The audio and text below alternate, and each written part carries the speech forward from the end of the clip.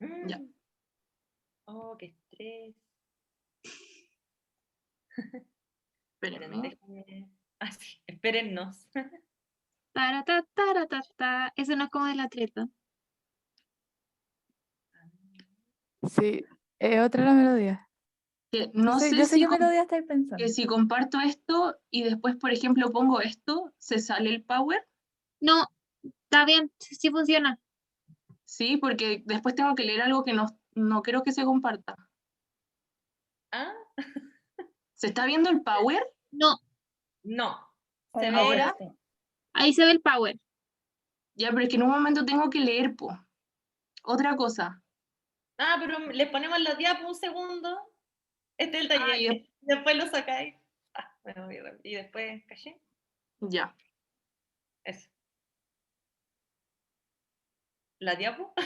La diapo 1, ahí es la 10. Porfa. Ya. Buena. Hola, cabres. Este es el nombre del taller. Véanlo muy brevemente porque les tenemos una sorpresa de, no sé si de iniciación, pero sí, una sorpresa de iniciación. Bienvenida al taller que hace un estudiante de literatura que organizamos con mucho cariño, la Entro, Javiera Bojardo, y la Josefa Pequiola, ¿ya? Antes de partir, ahí José ya voy a ponerme a leer. Antes de partir quería pedirles que imaginen que en verdad no es 29 de marzo, sino 18 de marzo del año 2013, que estamos en la Facultad de Filosofía y Humanidades de la Universidad de Chile, en el auditorio cerca que está del Ágora, y que entre las tres somos Zambra, dándole la bienvenida a la carrera, ¿ya? Voy a hablar sobre cuadernos, archivos y libros, sobre lápices, máquinas de escribir y computadores, pero también, de alguna forma, sobre el hecho de estar aquí, tanto tiempo después. Quienes hace 20 años decidimos estudiar literatura en esta facultad, no teníamos tan claro lo que queríamos. Nuestras mayores pasiones eran leer y escribir, y la idea de que el placer coincidiera con el deber nos parecía maravillosa. Pero hay que admitir que, para muchos de nosotros, estudiar literatura era también una manera de no estudiar derecho, de no estudiar periodismo, un modo de no hacer lo que nuestros padres querían que hiciéramos. Casi todos escribíamos poemas o cuentos o algo que no era necesario, que ni se nos ocurriría etiquetar. A la segunda o tercera semana de clases organizamos un recital que tuvo lugar en este mismo auditorio. Pegamos carteles por todo el campus, varios alumnos de los cursos mayores y de otras facultades asistieron, quizás apareció también algún profesor, el lugar estaba casi lleno, pero al final de la jornada no nos sentíamos felices, porque el público había sido más bien frío y mezquino. Entonces, no sabíamos que las lecturas de poesía y en los congresos literarios el público es siempre así, adusto, secretamente liderado por fruncidores de ceño, esa especie de tribu urbana dedicada a minar la seguridad de los oradores. Tampoco sabíamos, pero nos enteramos pronto, en la medida en que crecía el rumor sobre lo mal que escribíamos los mechones, que por el hecho de leer en público nos convertíamos en sospechosos. Querer escribir era un signo de optimismo, de ingenuidad. Ya estaba todo dicho, la historia de la literatura, oleada y sacramentada, había que ser muy inocentes para creer que podíamos agregar algo, que podía ser importante lo que intentábamos decir. Desconfiar de todo, desconfiar de todos, desconfiar de ellos, vivir en estado de sospecha. Dice un poema sobre esos años escrito por Roberto Contreras, a quien conocí en marzo de 1994, el primer día de clases. Recuerdo que nos acercamos a intercambiar información porque los dos teníamos el pelo largo y estábamos aterrados ante el posible mechoneo. Incluso si se aceptaba que era legítimo escribir, querer escribir, nuestra generación seguía siendo sospechosa. ¿Sobre qué íbamos a escribir nosotros, que habíamos crecido como esos árboles que amarran a un palo de escoba, adormecidos, anestesiados, reprimidos? Teníamos vidas tan distintas, pero compartíamos la infancia en dictadura, y ahora esta súbita supuesta democracia, un tiempo tan complejo, tan gris, con Pinochet al lado de las Fuerzas Armadas y en vías de convertirse en senador vitalicio. Estoy hablando de sospechas y no está de más recordar que en ese tiempo todavía era legal la detención por sospecha. Quizás era cierto que estábamos dormidos, pero era como cuando descubrimos que estamos soñando e intentamos despertar, pero no podemos. Sabemos en el sueño que con un poco de esfuerzo, con quien encuentre impulso en el fondo para salir a flote, podríamos despertar, pero no lo conseguimos. Ser jóvenes, ya está dicho, no era en este caso una ventaja, o al menos no lo sentíamos así, porque además estaba esa otra sospecha que siempre persigue a los estudiantes de literatura, a los lectores jóvenes, una sospecha por lo más obvia y razonable, que no habíamos leído lo suficiente. Así las cosas, teníamos que jugar el juego, aceptar el desafío, y algunos lo hicimos, porque en los años siguientes hubo un montón de cátedras memorables en que quisimos probar que leíamos mucho y que leíamos bien, que podíamos caerle a los profes con preguntas insólitas y oportunas. Estoy seguro de que nunca he vuelto a discutir sobre literatura con la pasión y la soterrada alegría de esos años. Y aunque realmente leíamos mucho, fingíamos que lo habíamos leído todo, que navegábamos con inverosímil soltura en la copiosa bibliografía, porque ya no queríamos soportar ese descrédito, esa sospecha, de nuevo, cada vez que hablábamos o procurábamos hablar de literatura. Años después, escribí un libro sobre unos estudiantes de literatura que fingían haber leído a Proust, y los imaginé aquí, en esta facultad, de forma intuitiva. Quiero decir, no me movía el propósito de representar algo en concreto ni de transmitir ningún mensaje. Más bien, deseaba mientras escribía indagar en algunas imágenes, constituir o insinuar una presencia y también homenajear a algunos autores que me habían movido el piso. Autores tan distintos entre sí como Juan Emar y José Santos González, Vera Yasuri Kawabata y Macedonio Fernández, María Luisa Bombal y Felisberto Hernández. También quería, supongo ahora, habitar o construir una distancia, cubrir la melancolía con una pátina ligera, casi imperceptible, de humor, de ironía. Promediando ese texto aparece Gasmuri, un narrador que ha vuelto del exilio y que ha escrito una saga novelística sobre la historia del Chile reciente. El hombre necesita que alguien transcriba su última novela, manuscrita en unos cuadernos Colón, dado que su mujer, quien solía hacer ese trabajo, ya no quiere hacerlo. El candidato es Julio, que ha leído con atención las novelas del viejo Gasmuri, a quien admira. En la entrevista hablan sobre la novela y también sobre la escritura.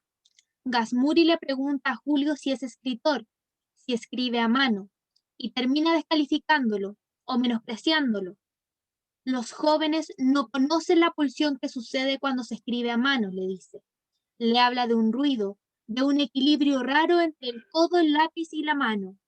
Gasmuri era la tradición, la experiencia, la legitimidad, el que había vivido, el que había escrito, y a Julio le tocaba ser el secretario, el transcriptor, y en el mejor de los casos, el comentarista. A un lado estaba el viejo que, cumpliendo con algún protocolo, termina su carrera como la mayoría de sus colegas, exitosos o no, es decir, pontificado contra el presente y deslizando la posibilidad de haber sido el último, como si quisiera llevarse la literatura a la tumba, para que nadie más escriba.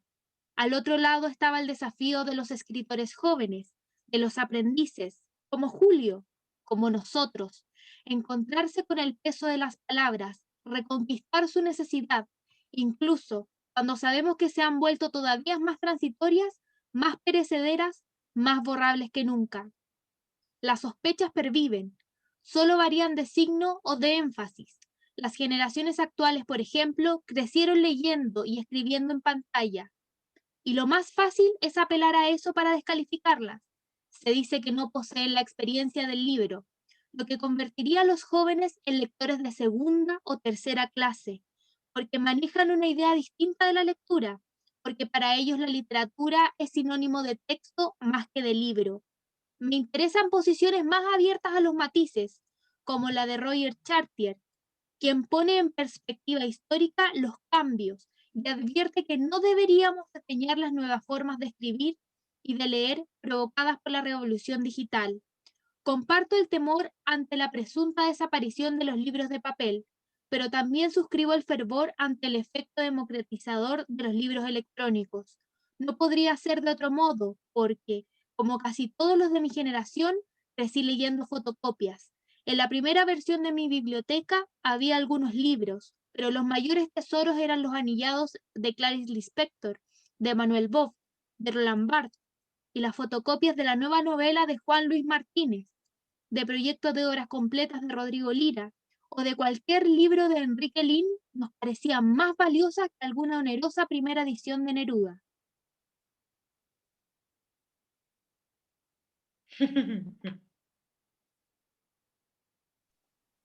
Ahora sigo yo.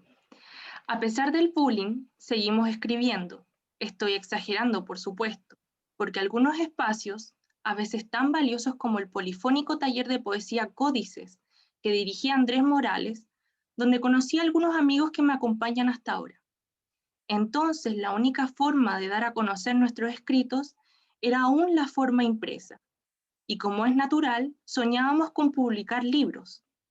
Pronto lo hicimos, en ediciones que financiábamos pidiendo plata a los amigos, tirajes pequeños que pasaban de mano en mano. En ese tiempo había en el Mercurio una sección llamada Libros Recibidos, que simplemente se constataba la existencia de una obra nada más con autor, título, editorial, número de páginas. En la mayoría de los casos, ese era el punto más alto en la historia de la difusión de esos libros.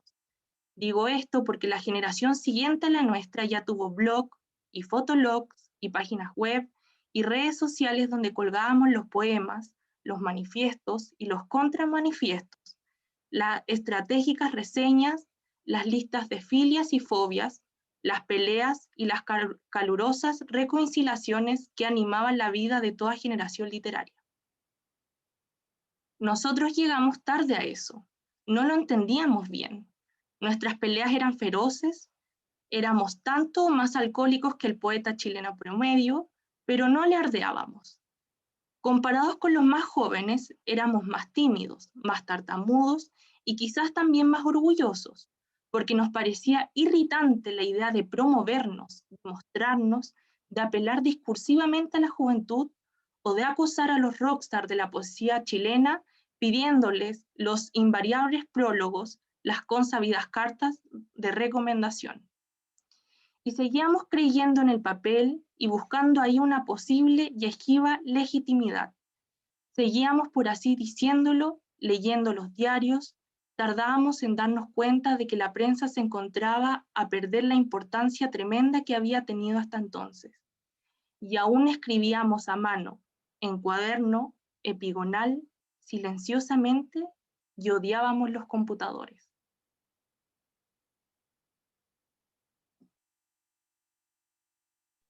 Buena, buena. Perdón, sabemos que fue largo, pero pensamos que se merecían esa bienvenida completa de de Alejandro Zambra. Si a alguien le tinca leerse ese capítulo, yo lo escaneé y todo, esa es la versión que está leyendo las cabras, así que se los puedo compartir, ¿ya?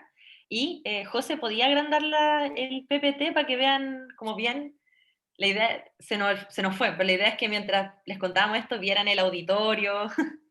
Ahí hay fotos, ¿cachai? Como de, uy, hay fotos del auditorio y todo lo que, exactamente el lugar que está señalando Zambra donde produjo, enunció ese texto. ¿Qué les pareció? ¿Preciosa? ¿Fue precisa? Nada, qué lindo. Sí, yo se lo voy a compartir. Es del libro que tiene la editorial Universidad Diego Portales, se llama Tema Libre. Y a mí me encantan todos los ensayos chicos que tiene él, así que se los voy a compartir. Y ahora, ya pues, ahora sí. Introducción. Que obvio el nombre, pero es que ahora no voy a poder ver el chat, pero de verdad, por favor, interrúmpanos cuando consideren que sea necesario, de verdad, no hay problema. Si tienen un pequeño problema para mover la ventana de Zoom, siempre pasa esto. Muévete, muévete. Ah, espérenme.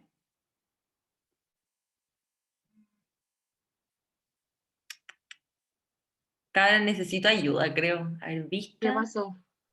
¿Qué pasó? Quiero mover esta cuestión. Achicarla y moverla. Pero como que no me deja moverlo, arrastrarlo. Una cosa muy No, rara. no entiendo qué quieres Perdón el achicar. problema técnico. La ventanita del Zoom, porque tengo mi guión al lado y el Zoom está Ah, encima de mi guión. pero, porque es que Sálete de la pantalla completa, po. hazle doble clic como a la ventana del Zoom. No sé si funcionará en tu compu. Minimízalo. Sí, voy a Eso. hacer eso. Pero necesito ver como que la cosita... Oh, Me dio ya, frío. bien. Creo que no me va a dejar minimizarlo. Pero Presionando escape, sí, con escape uno se sale de la pantalla completa. sí, a la esquina, hay una esquina a la izquierda generalmente, esquina No superior. voy a pasar esto en todos los años de... en el año de... Cuestión. José, ¿podéis dejar de compartir pantalla un segundo? Ya, Yo voy a tratar de mover el zoom ahí. ¿puedes? Sí, ahí sí lo puedo mover. Es que la cosita es muy raro en el Mac. Perdónenme, cabres, lo siento. Qué terrible esta weá. Tranqui, Ya. No amiga, pasa son nada, cosas con que calma, pasan. con calma. Ahí me salió todo perfecto. Ya. Vamos. Ya, pues. Después de esa terrible digresión tecnológica, en la que me disculpo, queríamos decirle ya que somos la Jose, somos la Entro, y el taller que le vamos a hacer hoy día, que en realidad debiese llamarse que Chucha hace un estudiante de literatura, y además tendría que poner entre paréntesis que en realidad es un estudiante de literatura en la Universidad de Chile, no, por ejemplo, un estudiante de literatura creativa en la UDP. El taller es un monstruo híbrido que va a tratar de guiarlas respecto de qué concretamente es lo que van a hacer en esta carrera. Y bueno, eso sí, todo dentro del área de la literatura, que es mi área, y que además siento que necesita una justificación más elaborada de lo que podría ser, por ejemplo, qué hace un estudiante de lingüística, porque es una disciplina con un estatuto un poco más científico que la nuestra, y también porque tiene un objeto de estudio más definido. En nuestro caso es la literatura, y en el de los lingüistas es la lengua. Entonces, bueno, además igual, ahora se pegaron la cachá y van a hacer su propio taller, bravo por ello, la Entro va a estar ahí protagonizando esa instancia. Y igual, si tienen cualquier consulta sobre la mención en lingüística o sobre los ramos específicamente de esa área, también le pueden preguntar a la Entro al final, ¿ya? Acá todas nosotras, literata y lingüística, coqueteamos con la otra área, así que bacán. Ya, pues como les dije, el taller es híbrido porque parte con un poquito de teoría sobre los estudios literarios, ya vamos a ver cuál es la relación, y le muestra algunas definiciones que trata de hacer lo más sintéticas y significativas posible, y para eso me basé principalmente en el texto Literatura y Estudios Literarios de Luis Weisman, que fue, bueno, él murió hace muy poquito, el año pasado, y fue profe de teoría literaria en la Chile por mucho tiempo, muy seco.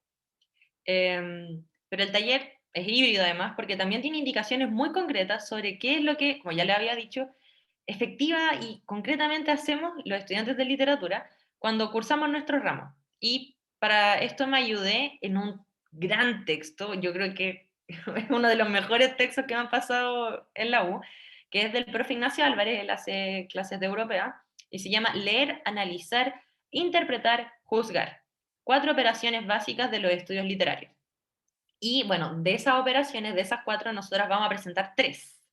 Y vamos a agregar una extra, una de nuestra autoría. Y bueno, aquí yo me quiero detener un pelín porque parte de la inspiración de este taller es que creemos que de verdad es una fortuna conocer este texto en primer año. Nosotras entramos y no sabíamos muy bien qué chucha hacer, como cuando entramos en la carrera, y a porrazo, ensayo y error, de manera muy intuitiva, fuimos cachando cuáles eran las características formales de un análisis, qué era una interpretación, qué quería que hiciéramos los profes, y esta es la papita, ¿cachai? Entonces nosotros queremos compartir la papita con ustedes, nuestros mechones, y hacer la vida más fácil y más feliz. Ese es el motivo de esta cuestión. Tercer motivo y último de por qué es un taller híbrido, porque además de teoría y huevas concretas, tiene además, ofrece consejos, van a ver que es muy nerd, que les anoté y todo, y también lecturas que vienen de nuestra propia experiencia, además de reflexiones de nuestra propia autoría. El taller tiene una perspectiva feminista, ponte tú, no usamos los ejemplos del texto del profe, sino que los cambiamos y inventamos unos ejemplos propios sobre textos de mujeres o textos no canónicos. Entonces, esa es la onda. En cada diapo tratamos de colar alguna foto de una mujer y todo bien, mujer escritora. Bueno, no está de más avisar que nos pueden hacer preguntas a mí y a las cabras cuando quieran. Yo no los voy a... Ya cacharon mi manejo con la tecnología en mi computador nuevo, es nula, entonces ustedes solo hablan, ¿ya? Como que me interrumpen porque no voy a ver si levantan la mano, el chat, cero. Aunque igual las cabras me van a estar apoyando como apoyan siempre. Ya, José, cambiamos diapo.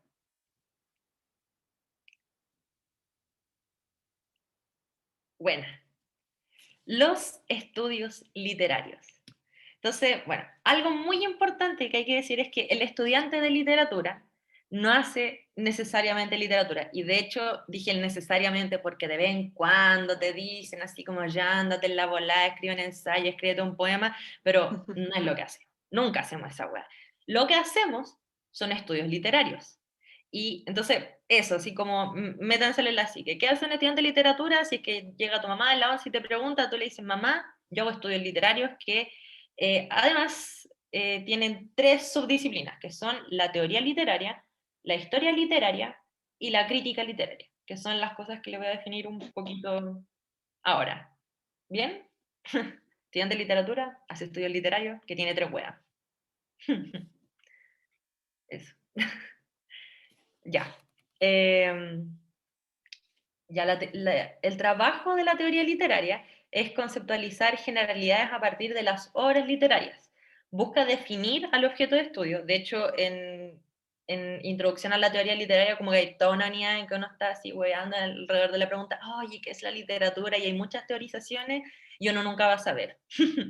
Y también es pega de la teoría literaria determinar los métodos de conocimiento para aplicar ese objeto. También es su pega explicar fenómenos literarios, sus procedimientos, su función, su relación con la sociedad, su estructura, su recepción, que es la lectura, y eso entre otras cosas.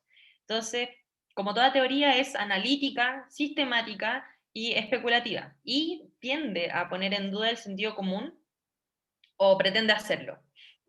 Entonces, nosotros definitivamente no hacemos, en el sentido de crear, teoría literaria en la U, pero sí tenemos algunos ramos donde la aprendemos y la aplicamos. A mí me encanta, me encanta esa área, pero creo que no es tan popular, así que la tengo que vender bien ahora.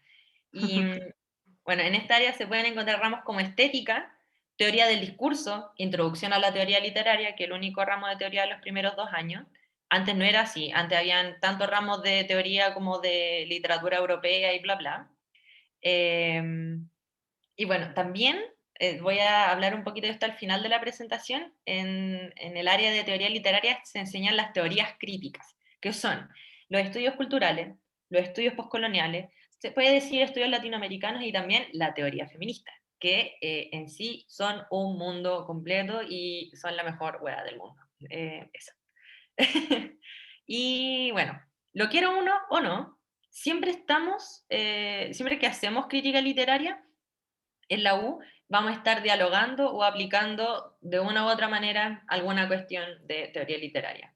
Puede ser de manera inconsciente totalmente, pero en la U siempre se dialoga con la teoría. La segunda patita es la historia literaria. No sé si se cachó bien lo de la teoría, ¿sí? Pucha, a menos que me hablen no voy a cachar nada. Se escuchó re bien. Lo explicáis todo terrible bacán, así que no te Perfecto. preocupes, sigue nomás. Ya, ya, gracias. Uf. Le iba a preguntar a la José, José, ¿entendí? Le he dicho, Totalmente. "Hago". Es que es el único cuadrito que veo. Muchas gracias, Karen, de verdad. Entonces, la segunda patita es la historia literaria, que su pega es insertar a la obra literaria en un contexto. Identifica constantes en tradiciones o escuelas literarias y también, por eso mismo, por situarla en un tiempo, relaciona la obra con la sociedad y también con otras obras, que pueden ser de su mismo tiempo,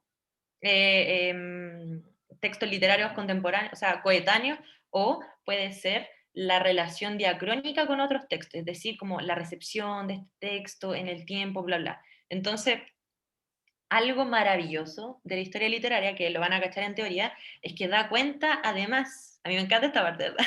Da cuenta que la definición de literatura, la hueá que nosotros consideramos, definimos como qué es literatura, va cambiando en el tiempo. No es siempre la misma. Qué fuerte. Qué fuerte, ¿verdad? Entonces, algunos comentarios de, bueno, nerds de la historia literaria. Sobre esto de que la definición de literatura cambia en el tiempo. Esto también lo van a ver en teoría, pero filo, spoiler. Se conviene que la primera definición que hubo de literatura fue desarrollada en la poética de Aristóteles. Y Aristóteles la definió como imitación creativa, no en el sentido denostativo de la copia, no con esa carga negativa, la imitación de acciones humanas. Y eso quiere decir que un poema como los de Juan Luis Martínez, no sé ustedes, pero a mí me encanta ese Juan. Se me olvidó el título, pero el ejemplo que les quería dar es un poema que él tiene que habla así como sobre una tipificación, una descripción del canto de los pájaros. O bueno, también me sirve de ejemplo estos poemas culinarios que literalmente son recetas de Pablo de Roca. Esa clase de poema por ningún motivo hubiera sido considerado literatura en los tiempos de Aristóteles. Hubiera sido considerado un ejercicio retórico, un buen ejercicio retórico, pero no poesía, por ningún motivo. Y de hecho, la noción actual que nosotros tenemos de literatura, que sería más o menos literatura igual escrito de imaginación, surge recién en el siglo XVIII, siglo XIX, con las teorizaciones, esto siempre lo pongo, creo que no es tan importante para nadie, pero a mí me encanta porque esa teorización canónica la hizo una mujer, la hizo Madame de Staël mientras estaba teorizando sobre el romanticismo alemán. Así que bacán. En el 1800, una mujer diciendo que chucha de hacer literatura hasta 2 siglos después. Maravilloso. Sí, capo. Sí. Y bueno, nuestros cursos de literatura, es muy obvia esta hueá, pero igual decidí agregarlo. Nuestros cursos de literatura están ordenados siguiendo criterios de la historia literaria. Primero tenemos literatura griega y latina, luego tenemos colonial y medieval, después tenemos moderna, de la ilustración y el romanticismo, y después tenemos moderna del siglo XX. Y es importante mencionar que los textos que estudiamos son parte del canon literario. Eso es por una patita que voy a conversar después. La última batida, la última parte de los estudios literarios es la crítica literaria, que es lo que hacemos nosotros. O sea, nosotros igual hacemos historia literaria porque en los cursos, pensados en un contexto temporal, nos obligan a reproducir cosas en ese texto temporal. Pero lo que más hacemos es crítica literaria, que es examen y valoración, comentario y sobre todo, cabres, una interpretación. Nosotros ofrecemos una interpretación de obras literarias. Y bueno, crítica literaria no existe solo la formal, que es la que hacemos nosotros en la U, sino que también existe la informal, como, bueno, acá, como un ejemplo de la formal, bueno, ya, descripción de la crítica literaria formal es la que hacemos los estudiantes, es rigurosa, explicita su método, y su gracia es que puede ser sometida a refutación lógica y a examen intersubjetivo. Podemos entonces en un terreno común y con variedad de herramientas lógicas hablar de literatura. Y la crítica informal, perdón por pronunciar también, pero es para que se note cuál es cuál, sería la que aparece en los diarios y reseñas en general que dicen si un texto, una web es buena o es mala. Eso no lo hacemos nosotros. Eso lo vamos a hablar después, pero nuestro cimiento es subjetivo, pero nuestro método es objetivo, porque así podemos compartir nuestras subjetividades, nuestras interpretaciones. Es muy linda esta web. Ya, pues. Y para cerrar esto de los estudios literarios, ¿cuál es la relación entre estas tres perspectivas metodológicas? Primero, sin crítica, esto es una cita de Luis Weissman, ¿ya? Sin criticar las obras, no hay historia literaria, y sin historia literaria, la teoría literaria no tendría sentido, y la crítica, sin teoría, jamás podría traspasar el nivel informal. Otra manera de verlo, esto ya es con mis palabras para que se entienda mejor, la teoría literaria, que de hecho en los tiempos de, bueno, o sea, no había teoría literaria como tal antes de los formalistas rusos, pero haciendo una persecución histórica del concepto, digamos que la teoría literaria en algún momento fue la gramática, la unión de la gramática, la retórica y la poética. Cosas que enseñaban casos ejemplares de lengua o de poesía o de escritura. Y esa teoría, para enseñar la teoría, no para enseñar las obras, para enseñar la teoría, tenía que aplicarse la teoría a un objeto. Y cuando se aplicaba la teoría a ese objeto y se hacía un examen y una valoración de esas obras con fines exclusivamente docentes, eso origina la crítica, ¿cachai? Los estudiantes originaban la crítica por el solo hecho de tratar de aplicar la teoría para aprenderla. Y, yo encuentro que esta es la parte más interesante del asunto, la crítica, que es nosotros hablando sobre textos, eso es la crítica. Nosotros hablando sobre textos, comentándolo, interpretándolo, eso a la vez construye el canon, que acá yo lo estoy entendiendo como autores y autores escogidos por alguien que son dignos de estudio. Y el canon, definido por época, dispuesto de una manera cronológica, produce la historia literaria. Entonces es como una institución circular, esto de que haya un montón de Perkins como comentando texto y piensan que es como una disciplina completa. Se cierra el ciclo. Sobre eso, ¿alguna pregunta? Ya ese es como el cierre de los estudios literarios. ¿Se está entendiendo bien? ¿Voy muy rápido? Perfecto, perfecto todo. ¿Alguien más? Son... No, se está entendiendo súper bien, amiga. Todo Con- súper, Me, súper. Sí, me regio. encanta tu pasión. Sí, eso. Me encanta. Ya, bacán, se entiende súper. Ay, qué Ya. buena onda, me ponen muy contenta. Vamos a seguir aprendiendo entonces, porque esta ¿Te weá paso la diapo? está larga, sí. Pásame la diapo, gracias. Eso, y pueden decirme que me detenga en cualquier momento. Pero ahora nos relajamos, queda mucho más piola. Es la Virginia Woolf, ¿verdad? La tengo chiquitita, sí, es la Virginia Woolf. Sí, pues. Sobre esto conmemoremos, hagamos un paréntesis. Ayer se cumplieron años de la muerte de Virginia Woolf, del suicidio de Virginia Woolf. Preciosa, te amamos, eres la mejor. Eso. El 28 de marzo fue. Preciosa, amada, máxima. Amada. Me encanta esa foto, me encantan sus fotos viejas. La amo vieja. Tarku, silencio. Mi gatito, perdón. Ya. Antes de hablar derechamente, porque el taller en contenido son dos cosas. Los estudios literarios, que ya se lo expliqué, y las operaciones que se hacen, con las que uno trabaja en los estudios literarios. Eso con un montón de matices y datos curiosos y weá. Mi primer excurso es que hablar un poquito sobre las lecturas distintas. Porque, sí, ya, me enredé, voy. Antes de entrar de lleno en las operaciones que realizamos los estudiantes de literatura, entre paréntesis, de la Universidad de Chile, bla, bla, bla, creo que es bueno hacer primero esta reflexión en torno a la lectura. Y la verdad es, y esto no hay que olvidarlo, que hay muchísimas maneras de leer que varían también según los distintos contextos de esas lecturas. ¿Ya? Y aquí algunos ejemplos. En el colegio, por ejemplo, esto yo no me lo imaginé, de verdad como que hay mucha teoría sobre estas cosas como tan obvias, pero en el colegio se lee para favorecer la formación personal, y con esto me refiero ética, y también en casos muy malvados como, no sé, Inglaterra en el siglo XIX, para que los cabros chicos conozcan el canon, pero también para desarrollar habilidades lingüísticas.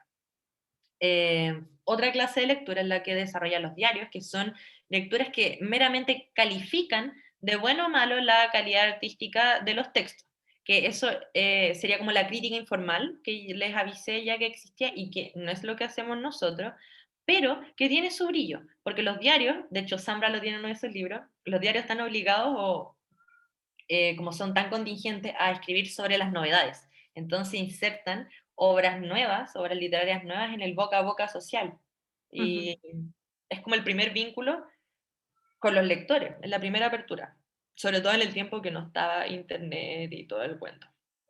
Y además de esas lecturas, están nuestras preciadas lecturas personales, que son en las que normalmente nos negamos a formalizaciones y con las que buscamos plenamente sentir y quizás encontrarnos a nosotros en la literatura, onda, vernos representados y todo, como lectura personal. Y lo importante de esto es destacar que todas esas lecturas tienen su valor, así enfático. Me gustaría poder ponerle en negritas, creo que ya no lo hice, pero todas esas lecturas tienen su valor. Y habiendo dicho eso, cabe agregar a estos tipos de lectura, el colegio, el diario, la lectura personal, existe y podemos sumar otro tipo de lectura que es la weá que hacemos nosotros en la U, que es la lectura académica. Y eso, que es como leemos fundamentalmente en la U. José, ahí me va a hacer la diapo. Ya. Ay, me encanta. Sí, esa es la Lilith, mi gatita. Ella se está abrazando. La amo, mi mejor amiga. Está leyendo. Ya, pues entonces, pequeña explicación sobre la lectura académica, este nuevo tipo de lectura que vamos a hacer acá en la U. La lectura académica exige mayor sistematicidad. Es un ejercicio, yo le puse cerebral, es también un juego, y es importante lo del juego, porque el juego tiene reglas, y nosotros tenemos que seguir las reglas para jugar el juego, si no es cualquier hueá. Y también tiene su etapa a seguir. Entonces, sobre esto, la lectura académica y en general los estudios literarios, me da mucha risa porque esta cita la ponemos 2 veces en la presentación, pero es que es demasiado importante. Así que, pensando en la lectura, esta es la cita del texto de Álvarez. Dice así: los estudios literarios no son una experiencia privada, sino un modo formalizado de leer, e imponen ciertas obligaciones metodológicas que constituyen la condición de comunicabilidad de sus hallazgos. Entonces, de eso, para después la parte de las cosas, recuerden, la lectura académica no es una experiencia privada, es una forma, es una lectura formal, y todo eso no para, no sé por qué alguien querría hacer eso gratis, sino para que podamos comunicar y entender nuestra interpretación entre nosotros. Entonces, dicho esto, y ahora empiezo con las operaciones, son 3 las operaciones que son el fundamento de todo acercamiento formal a la literatura, que son lectura, análisis e interpretación, más una operación secreta que pusimos con la Josi y la Entro, y que a mi juicio también es relativamente específica de la literatura. ¿Alguna pregunta hasta ahí? No, todo claro. Ya. ¿Y por qué no pusieron juzgar? Oye, sí, sí. ¿Por qué no Amiga. pusimos juzgar? Sí. Porque como lo Amiga. vamos a poner, creo que los tenemos incluido en la interpretación. Como, Mm, porque, bueno, es que sería adelantarme como alargar mucho el taller, pucha, pero, pero ¿por ya, qué mira. te interesaba el juicio? ¿Qué perdón? Ve que justo se me cortó, amiga.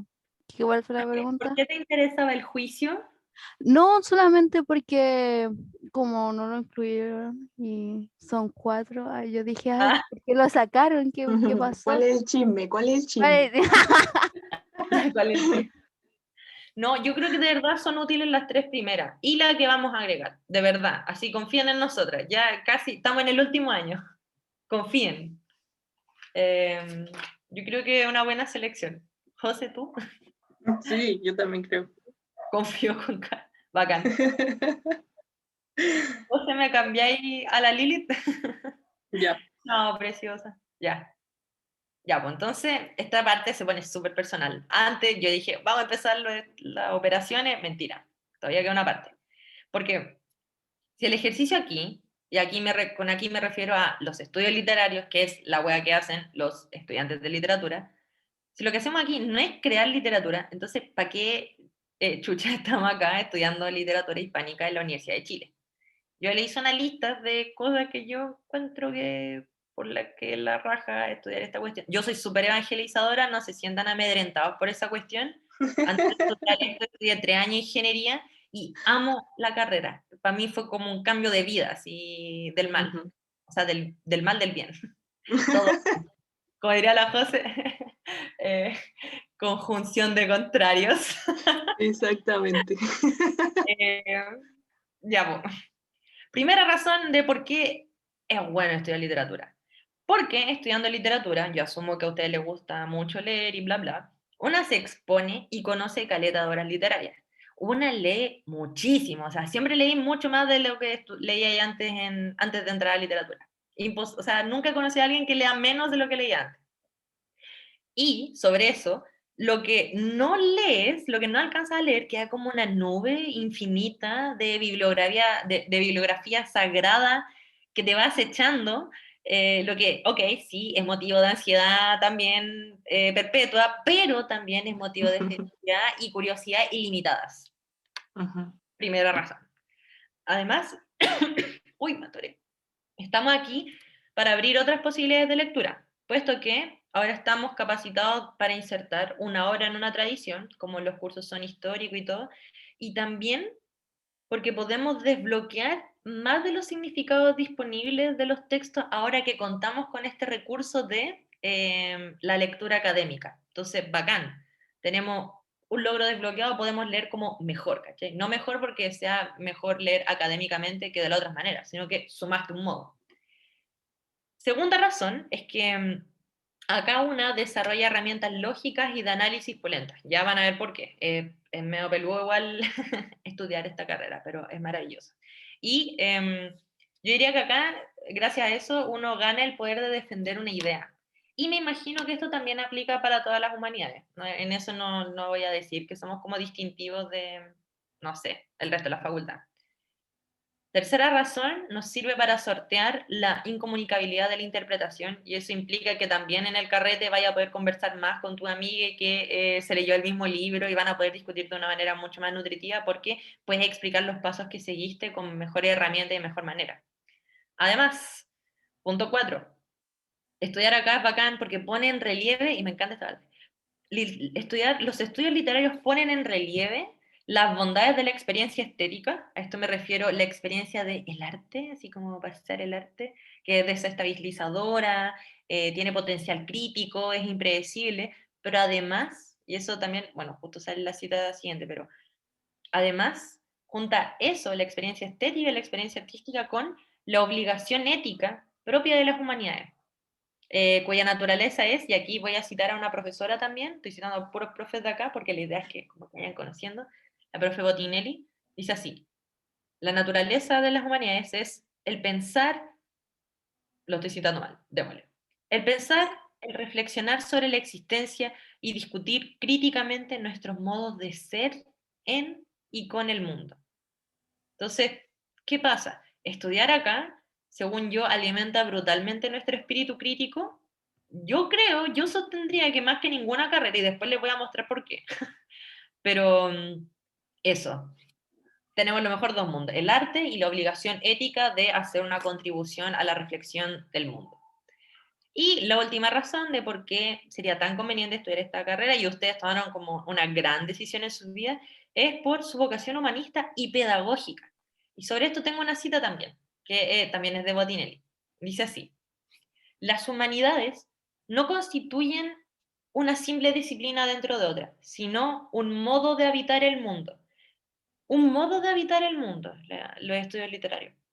Es por ello que la educación siempre ha sido parte de las humanidades y las humanidades han encontrado en la educación una de sus principales formas de realización. Las humanidades habitan el mundo desde el compromiso, me encanta esa palabra, desde el compromiso con el saber sobre y con ese mundo y la multiplicación de dicho saber. ¿Ya? Entonces, para todos los que quieran ser profe, ustedes tranquilos, como que es natural, o sea, si, si te gustan las humanidades de alguna manera, es como una cosa que pasa, y a mí también me encanta enseñar. Amén. Yo les voy a dar todas las referencias después. Esa cita es de un texto súper peludo de la Bottinelli, pero esa frase le salió como, eh, como Precisa. entendible. Sí. Sí. Aproveché que le salió sencilla. Oye, Entonces, diga. todo esto que estáis hablando, perdón que meta la cuchara de la nada, pero No, todo dale. esto que estáis hablando me acuerda a una vez cuando íbamos seguramente en segundo y el profe Bernardo Subercasó fue a hacer una clase.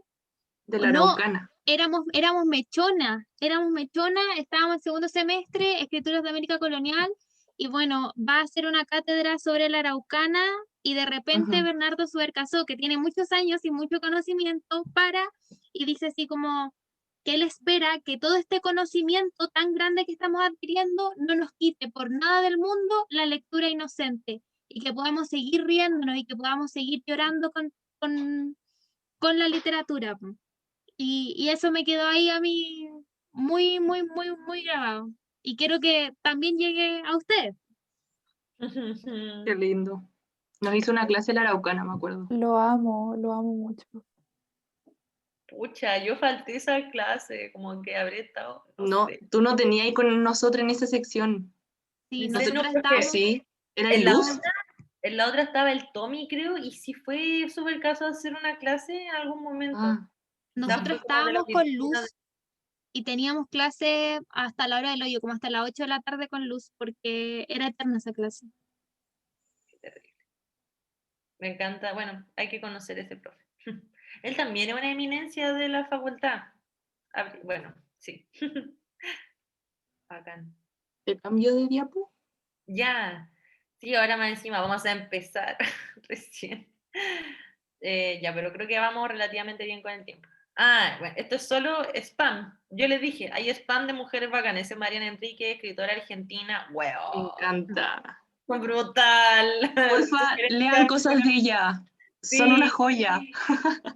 maravillosa. Las cosas que perdimos en el fuego, si quieren conocerla así, cortito, una tarde, un cuentito. Sí. Maravillosa. Y bueno, nuestra parte de noche, la novela que sacó el año pasado también está a toda raja. Eso está, Pero es no puedo larga. Es bien completa, larga. es larga, sí, aún no me la termino. También están los peligros de fumar en la cama. Sí, ese También. no me lo he leído. Ajá. Ya démosle. Ya, José, gracias por el spam. Eh, ya, pues. La lectura, este es leer general, pero en verdad estoy hablando de la lectura académica. Primera operación. Lo primero que tiene que hacer un estudiante de literatura es leer los textos. ¿Pero qué quiere decir esto? Esto quiere decir pasar a través de la novela y el poema. Las obras literarias, en su calidad de obra de arte, son objetos que no se pueden conocer o aprender, o al menos no se limitan a eso. Lo que hacen los textos es que son una experiencia y hay que pasar por esa experiencia textual. Uno no es como un texto de matemática, bueno, voy a partir así mejor. Como hay que experimentar el fenómeno de la lectura, de partida leer toma tiempo. Y además, nadie puede comprender un texto literario con solo leer el primer capítulo de una novela o el primer verso de un poema. Como que sí o sí nosotros tenemos que pasar a través del objeto. Yo encuentro que allí, en ese pequeño detalle, reside como el gran valor de los estudios literarios. Y para explicar esto, este ejemplo no lo puedo poner como en feminista porque no se me ocurrió y además es demasiado bueno, así que filo. Pero el profe Álvarez hace una metáfora de la lectura y la experiencia de la lectura con la experiencia de la montaña rusa. Dice así, el profe. Hay que subirse a la montaña rusa para experimentar qué se siente. ¿A qué vamos con esto? Que no es posible extrapolar, imaginarse esa vivencia, ponte tú, desde ver los movimientos desde afuera de la montaña rusa, o leyendo un manual de montaña rusa, o, no sé, solo subiendo la cúspide de la montaña rusa sin vivir la caída libre cuando se suelta el carro. Entonces, eso, espero que se haya entendido, pero eso es crucial. Si no se experimenta el texto, nada de mucho valor se puede decir sobre él, sobre todo porque no va a tener sobre qué construir nuestra interpretación. Eh, y bueno, si en verdad uno, si no está personalmente implicado en el texto, no vale. Además, Cada texto posee sus condiciones de experimentación propia, eso también es algo que hay que considerar. La novela se puede leer en cualquier lado, pero la poesía, su condición de experimentación sería leerla en voz alta, y los textos dramáticos, lo ideal, y en verdad solo ocurren verdaderamente cuando son puestos en escena. ¿Ya? Cambio de diálogo, José, esa era cortita. Ya, Tarkus. Ah, más spam. Me encanta este spam. José, ¿tú pusiste esa foto al final, la de la fotocopia? ¿Es como Sí, tú? Preséntala. soy yo, esa soy yo, en versión papel. Ok. Ya ven, es que acá yo soy, ya vieron, mala con la tecnología, entonces yo puse esta biblioteca súper bonita, brujística, pero canónica, elitista, nadie po. estudia así, yo ni cagando estoy Nadie así. tiene una biblioteca así, en verdad. No, no, chao. Me decía, nadie tiene libros de verdad, como que las fotocopias son la onda. Entonces, ahí está la José mostrando la realidad del asunto. Y me parece fantástico. Amo esa foto. Dale, vamos a seguir hablando de la lectura. ¿Ven ahí como ambientación lectora? Ya, pues entonces, ya entramos en lo de la lectura. Y sobre esto hay que mencionar que parte fundamental de la lectura es que en la lectura siempre hay un espacio necesario para la reacción del lector. ¿Y cómo puede ser esta reacción? Uno puede dialogar con el texto, me refiero, si queréis conversarle en voz alta el texto de pana, pero también escribir al lado, hacerle preguntas, interpretarlo, desacreditar al narrador, deslegitimar lo que están diciendo, hacer crítica. Otra manera de vincularse con el texto puede ser atesorar citas, escribir comentarios al margen, subrayar. A mi favorita es escribir comentarios al margen y subrayar, como que wow. También uno puede hacer el ejercicio de conectarlo con otros textos literarios, establecer relaciones y, en el caso máximo, como tu historia de Epifanía, reaccionar al texto desarrollando una misma otro texto, ya sea crítico o literario. Ahí, José, me cambié la diapo. Llegaste justo. Ya. Ay, sí. Entonces, sea cual sea tu caso, sea cual sea tu relación, ¿cómo se llama esto? Tu interacción con el texto, porque va a haber una, recomiendo, en realidad esto lo dice Álvarez, pero yo también lo recomiendo, recomiendo siempre de alguna manera dejar registro de ese diálogo, de esa interacción que tengas con las obras literarias. Lo que se busca con esto y lo que importa es tratar de hacer consciente aquello que la lectura va despertando en nosotros, qué es lo que descubrimos en ella. Y siempre sirve mucho, mucho, mucho explicitar lo que nos llama la atención. Puede ser un tema, una palabra, una situación, una escena, un diálogo. Y bueno, yo acá le había puesto un ejemplo, en virtud del tiempo no se lo voy a decir, perdóname José, yo sé que te gusta mucho la Gloria en Saldúa. Pero, en fin, el comentario que ustedes hagan sobre el texto, siempre escríbanlo, ¿ya? Y no tiene por qué ser brillante, es una cosa personal. Además, es natural sentirse intimidado al comienzo porque muchas veces los textos literarios como que nos dejan como mudos, y eso también lo advierte el profe Álvarez. Y el consejo para sobreponerse a esa timidez es establecer contactos con el libro y con el mundo, o el libro y la vida, el libro y otros libros, cualquier vinculación. Que este ejemplo que había puesto yo acá era una vinculación como de la Gloria Anzaldúa, una feminista chicana, con otra feminista, y el resultado de que yo escribiera eso fue que terminamos hablando con la José sobre esa autora, ¿cachai? Y compartiendo reflexiones. Entonces, eso no hubiera pasado si yo me hubiera ahorrado en la primera parte de escribir como una notita al margen. Cambiemos de diapo y aprovechen de hacerme preguntas, si es que hay preguntas, porque se viene algo muy hermoso. Esto me encanta. Esa libreta es tuya, Javi. Sí, está aquí además. Sí. La traje para Y- mostrar el caso. Ay, me entró algo. ¿No? O comentarios y digo, solo preguntas. Entiendo que le entiendan todo ya, pero algo no los veo. No. Dale nomás, continúa. Ya. por favor, traten de decir algo a la siguiente. Es muy difícil hacer clase a cuadritos negros. Pronto lo A mí sabré. lo que me pasa hasta ahora es Ujú. que no sé si estoy entendiendo todo, pero me fascina. Es lo único que me fascina. No sé si entiendo, pero me fascina. La raja. Ese es el efecto que queremos que tenga el taller. ¿Cómo hacer para tener? Oye, yo sé hacer el papel marmolado y también sé dar el dato, o sea, tengo el dato de a quién se lo compré, ¿ya? Así que también todas esas cosas me las preguntan después. Bacán. Es lo mejor esta libreta. Ya, pues entonces, a partir de todo este gran excurso, explicación, en verdad, ya sobre la lectura, se me ocurrió traerles y calcular, porque yo les dije que vengo de ingeniería, entonces hay algunas mañas que me quedan, algunos datos curiosos sobre leer, que a mi parecer todo estudiante de literatura debería conocer. Chan, chan. Primer consejo, una bitácora de lectura. Les quería recomendar personalmente algo que algunos de nosotros consideramos una muy buena idea, que es llevar registro de lo que se lee.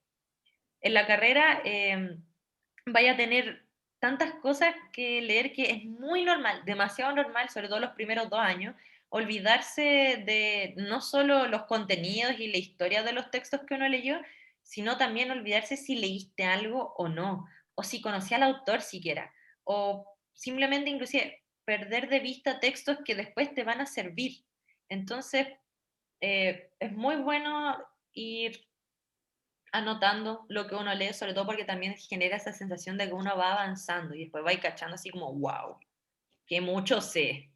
Y además, si registras la fecha en que te lo leíste, te lo empezaste, lo terminaste, uno se puede ir imaginando, ir rastreando momentos del semestre, donde tú, si hay muchas lecturas juntas, es porque estás ahí a fin de semestre, o también puedes rastrear momentos de tu vida, real momentos como muy hermosos en los que estuviste pegados con un autor, con Ujú. algún género, con algún quehacer político. Entonces, uno puede volver un poquito a un poquito de ti mismo, y esa guay yo la encuentro maravillosa.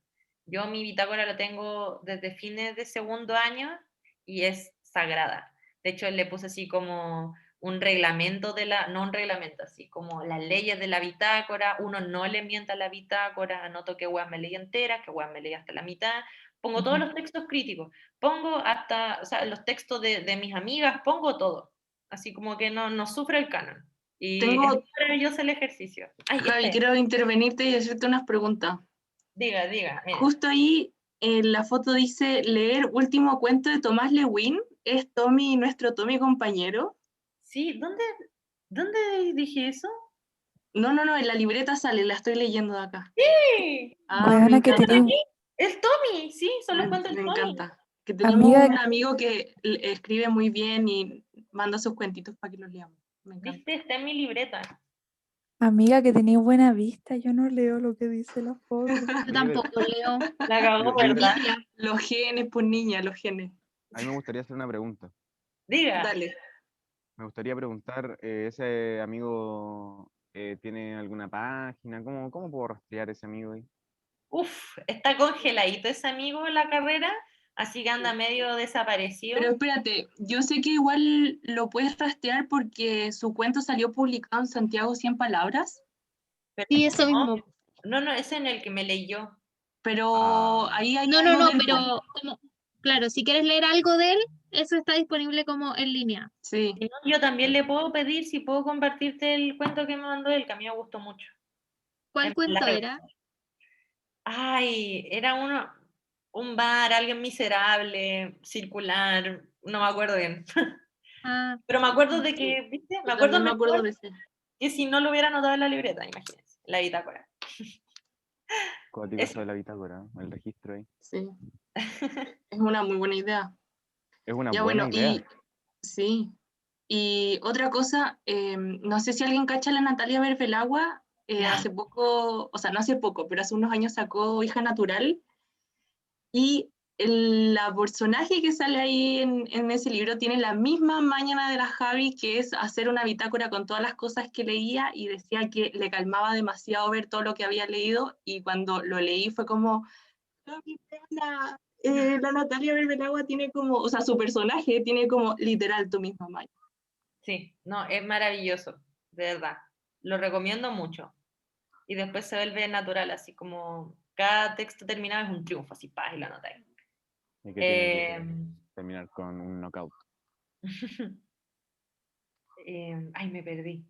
Ya, eso fue un consejo, pero ahora un dato curioso, y aquí de verdad me fui en la volada, no los quiero deprimir, espero que sea como bonito, ¿ya? ¿Ustedes se han preguntado cuánto pueden leer? Y me refiero en la carrera o en la vida. ¿Ustedes se han preguntado eso? ¿O saben cuánto se demora? Alguna vez, por ejemplo, en verano, qué sé yo, cuando estaba en la media, pues, ahora ya está medio difícil, sí, porque dejáis de lado todo tu bola personal porque, puta, tenéis que leer un montón de cosas, pues, pero sí, pues, y llegué a la conclusión que podía leer unos 6 o 7 cuentos al mes, o sea, 7 libros al mes, dependiendo igual la cantidad y la extensión, y depende qué bola, pues si estoy con alguien, si estoy solo, de qué... Oye, no, es que eres como la prueba de que mi cálculo está maravilloso. Me encanta este caso. Yo les voy a contar. Tranquilo, tengo más información. Pucha, hay mucho chat, no lo alcanzo a ver todo, pero Oye, en resumen dicen que hay gente que sí la y raja.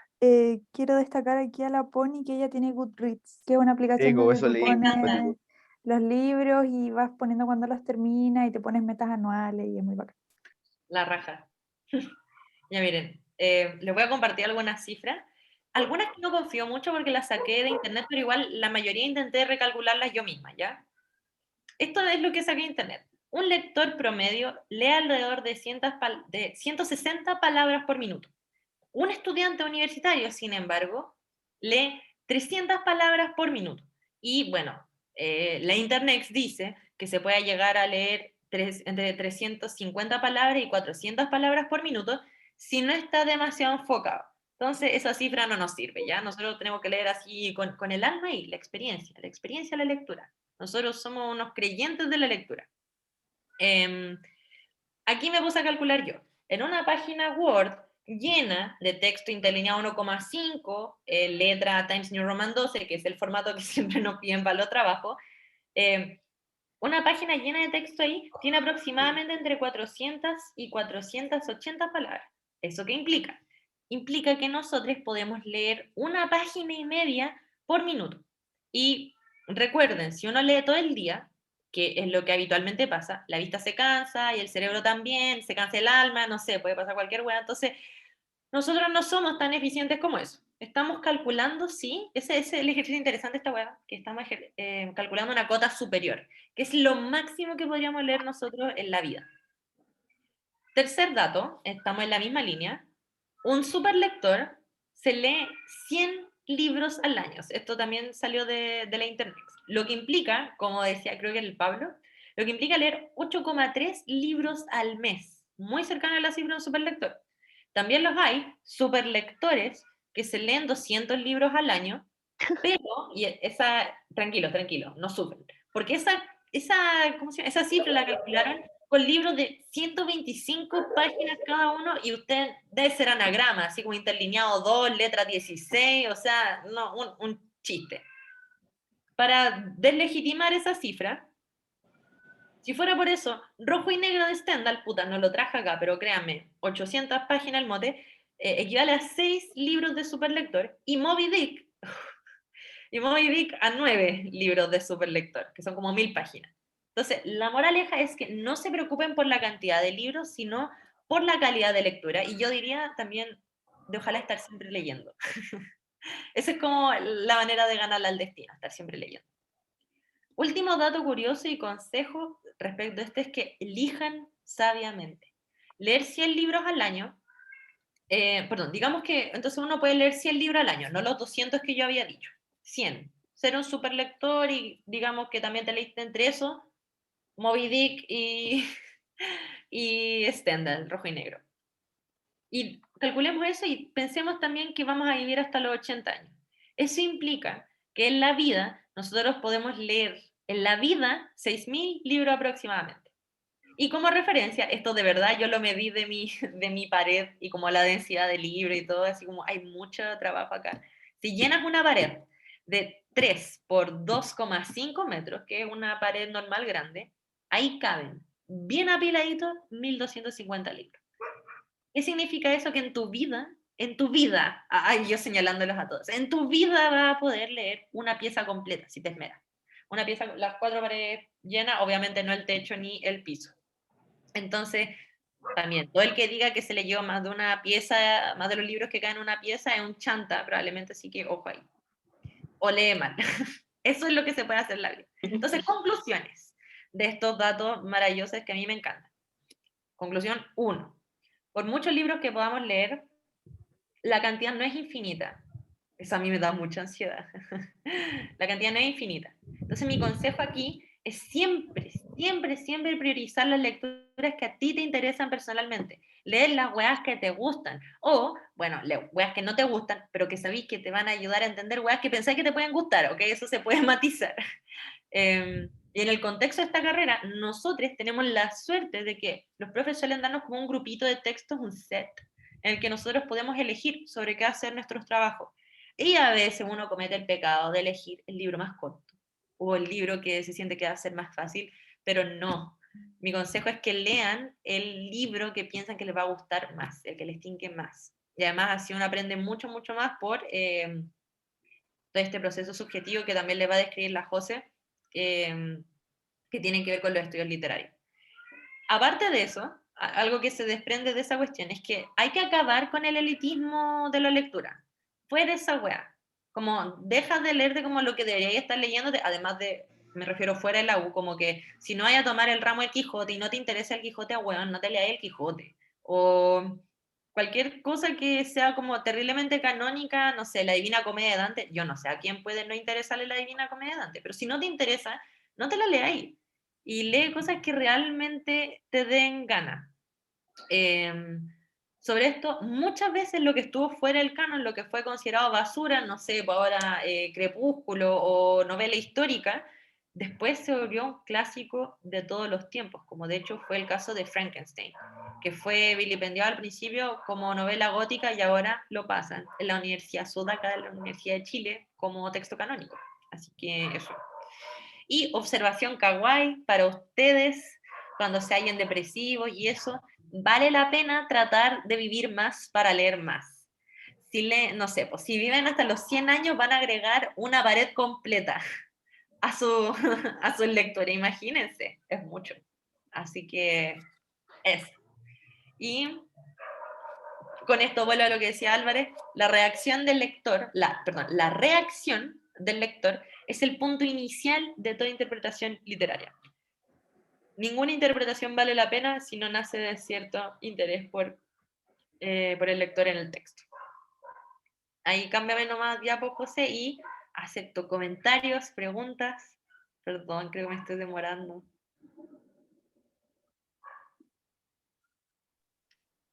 Dale nomás, pues Javi, sigue. Pero es que llevo hablando sin parar mucho rato, usted no comprende. Dale nomás así como, weón, necesito. Real. Pero... Ok, para que pausa no se de nos agua. alargue tanto el tiempo. Pausa de agua.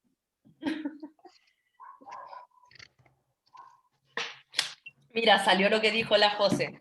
Puta, este taller no está Sí. tan pensado para lo del campo laboral, primero porque no tenemos mucha idea, pero vamos a tratar de organizar una cosa con eso. Sí. Estamos en cuarto año, no sabemos muy bien qué wea, pero igual vamos a intentar resolver sus dudas para los valientes que quieran y los valientes que quieran leer.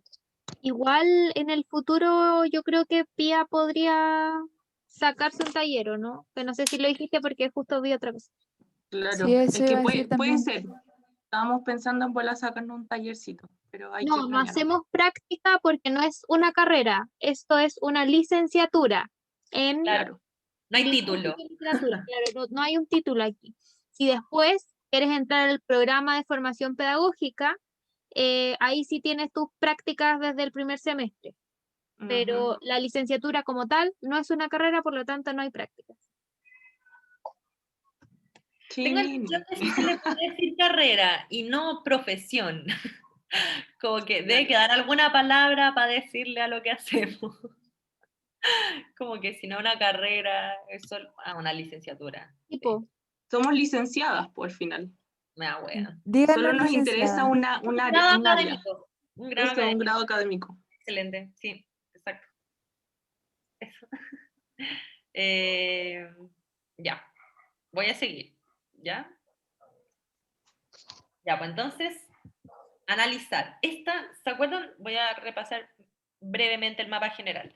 Y vamos a hacer dos cosas acá, además de los datos curiosos y toda esa weá, convencerlo de que decidieron bien esta carrera es lo mejor.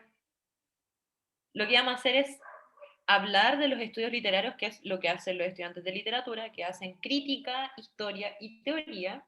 Y además vamos a hablar de las operaciones que nosotros hacemos en esta carrera, que ya cachamos, la primera es leer, importantísima, fundamental, maravillosa. La segunda es analizar.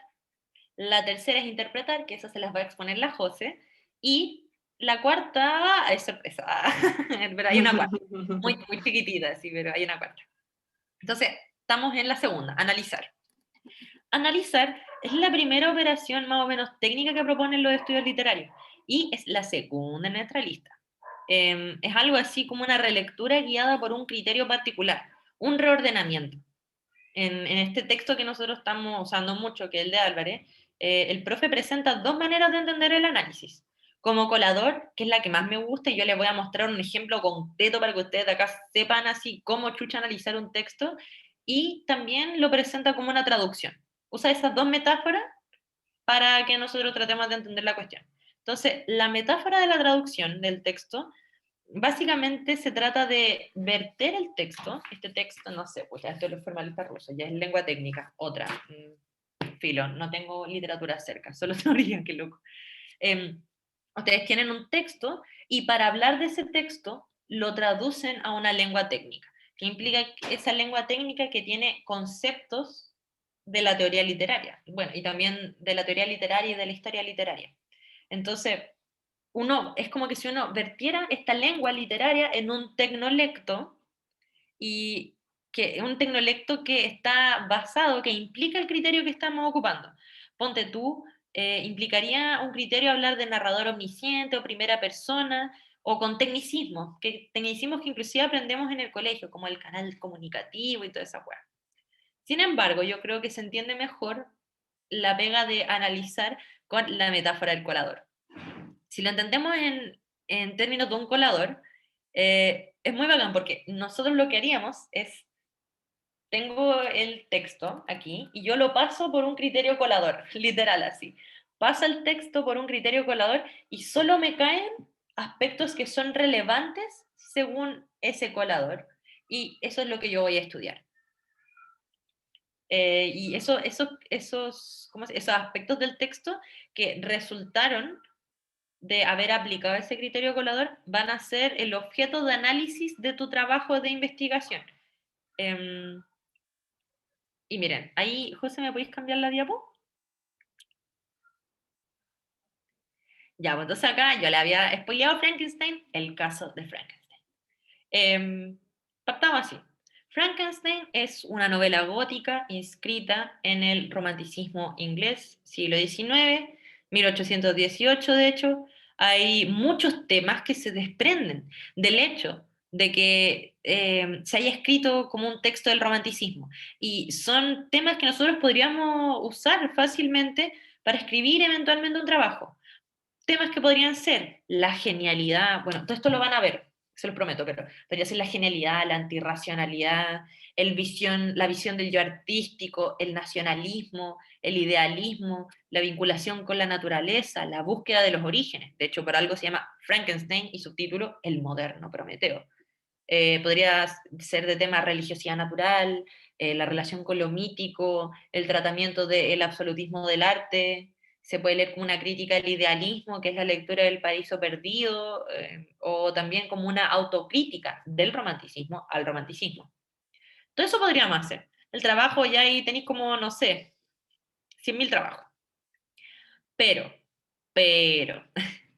¿qué pasa si analizamos Frankenstein desde la perspectiva de la escritura de mujeres? ¿Cómo aporta ese criterio a la comprensión de la obra? ¿Qué me va a salir del colador si yo uso como colador mi criterio, fíjate en la escritura de mujeres, a ver qué pasa, pásalo por ese colador, y veamos qué voy a hacer. Eso fue lo que yo hice en mi trabajo, po, y puse ese colador en Frankenstein.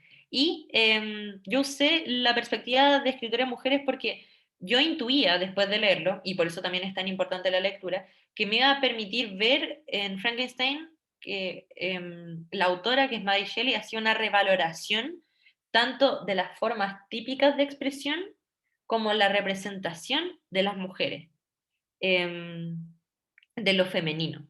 ¿Cachai? Entonces, mira, yo apliqué el colador y ¿qué pasó? Salieron dos cosas. Del criterio escritura de mujeres, Frankenstein me tiró dos cosas que eran la forma y el contenido. La forma se va a relacionar con ese criterio y el contenido se va a relacionar con ese criterio. ¿Cómo se relaciona la forma? Los aspectos formales que salieron a la luz usando la perspectiva de la escritura de las mujeres es que este texto está escrito como aglutinación de cartas escritas en primera persona, y en esto la José después me puede hacer comentarios y encontrar la razón. Frankenstein está escrito como cartas pegadas, y por consiguiente tiene un carácter testimonial y fragmentario, donde hay muchas voces en vez de un narrador unitario. Y la verdad es que las novelas del siglo XIX no se usaba la carta como forma discursiva, porque la carta era considerada un género intimista, un género menor, porque era la hueá que escribían las mujeres, porque las mujeres no escribían novelas, ni poesía menos. Entonces era un género vilipendiado y todo. Y esta loca va y dice, ¿sabes qué? Toda mi novela va a estar hecha en función de cartas. No hay nada que sea una narración como que da una perspectiva universal, coherente a esos testimonios en cartas. Entonces, que lo haya escrito una mujer implica cierta forma.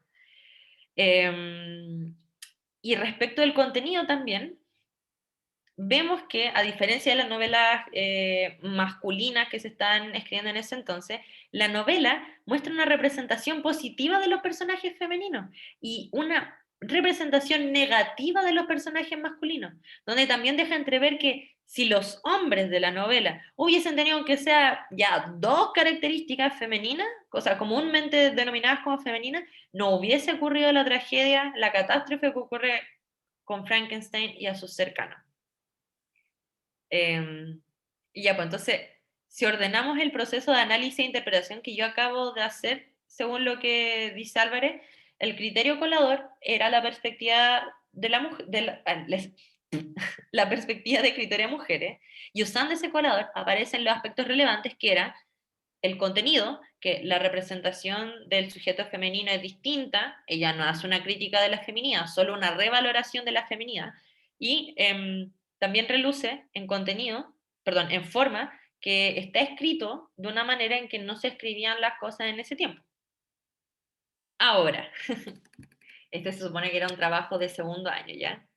Si ustedes habían pensado que todo eso se me ocurrió a mí sola, les tengo que decir que era mentira, no es así, y les voy a mostrar cuál era la pregunta, para que vean lo telas que son los profes, de la manera que estamos guiados con estos trabajos, hay que confiar en los buenos. Dice así, este es el enunciado de la pregunta.